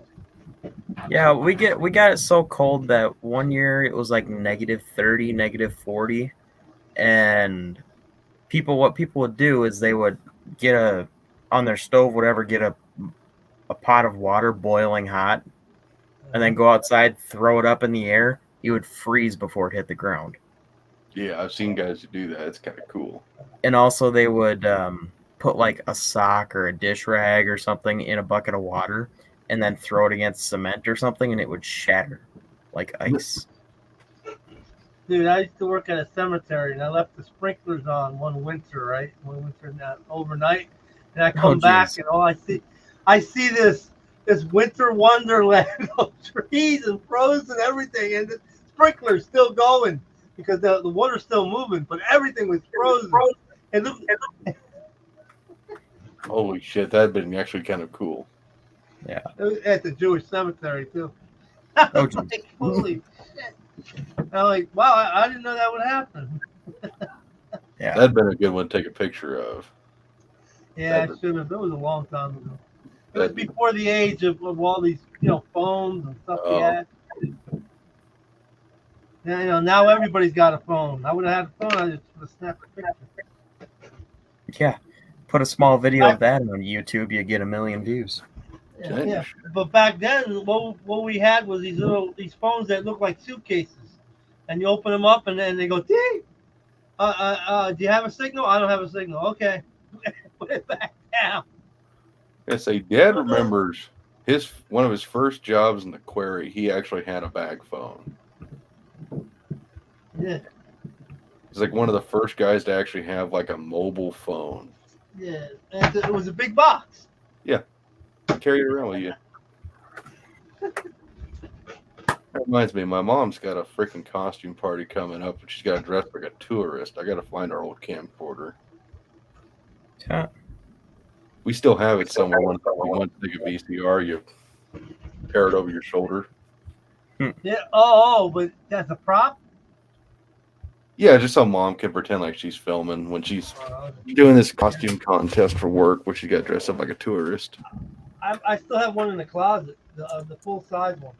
Yeah, that's what we used to take this thing with us on vacations and film. I don't think I want to know what's in your closet, Mopar Nut. You can keep that to yourself. Might be kind of. Not that kind of closet. Not your closet. No. I don't His know, Brian. closet's full of Mopar model cars. Actually, you know what's funny? You say that. Mine is actually. That's where I put all mine. He's got trains too now. He's been playing with trains lately. Well, yeah, the trains are in the family room. Jeez. Put away. Anybody see who the Hoopty Barn? And when he went to his cousin's house where he had those G-scale trains running around the garden. That'd been cool. I need to see that. I need to watch that. Yeah, that was pretty cool. I got some G-scale, but I'm afraid to put them outside because they'll get stolen. Yeah, I wouldn't put them out. Hey guys, not to cut things short, but I do gotta. I know. Oh, You no always problem, cut off man. midnight. No problem, man. Yeah, I'm gonna cut. I mean, you guys can stay on and chat or whatever, but I'm gonna end the You guys broadcast. can take it easy. I know Jed's probably not feeling too good. Yeah, I'm gonna do some paperwork if you want to meet, and then probably gonna go to bed. Yeah.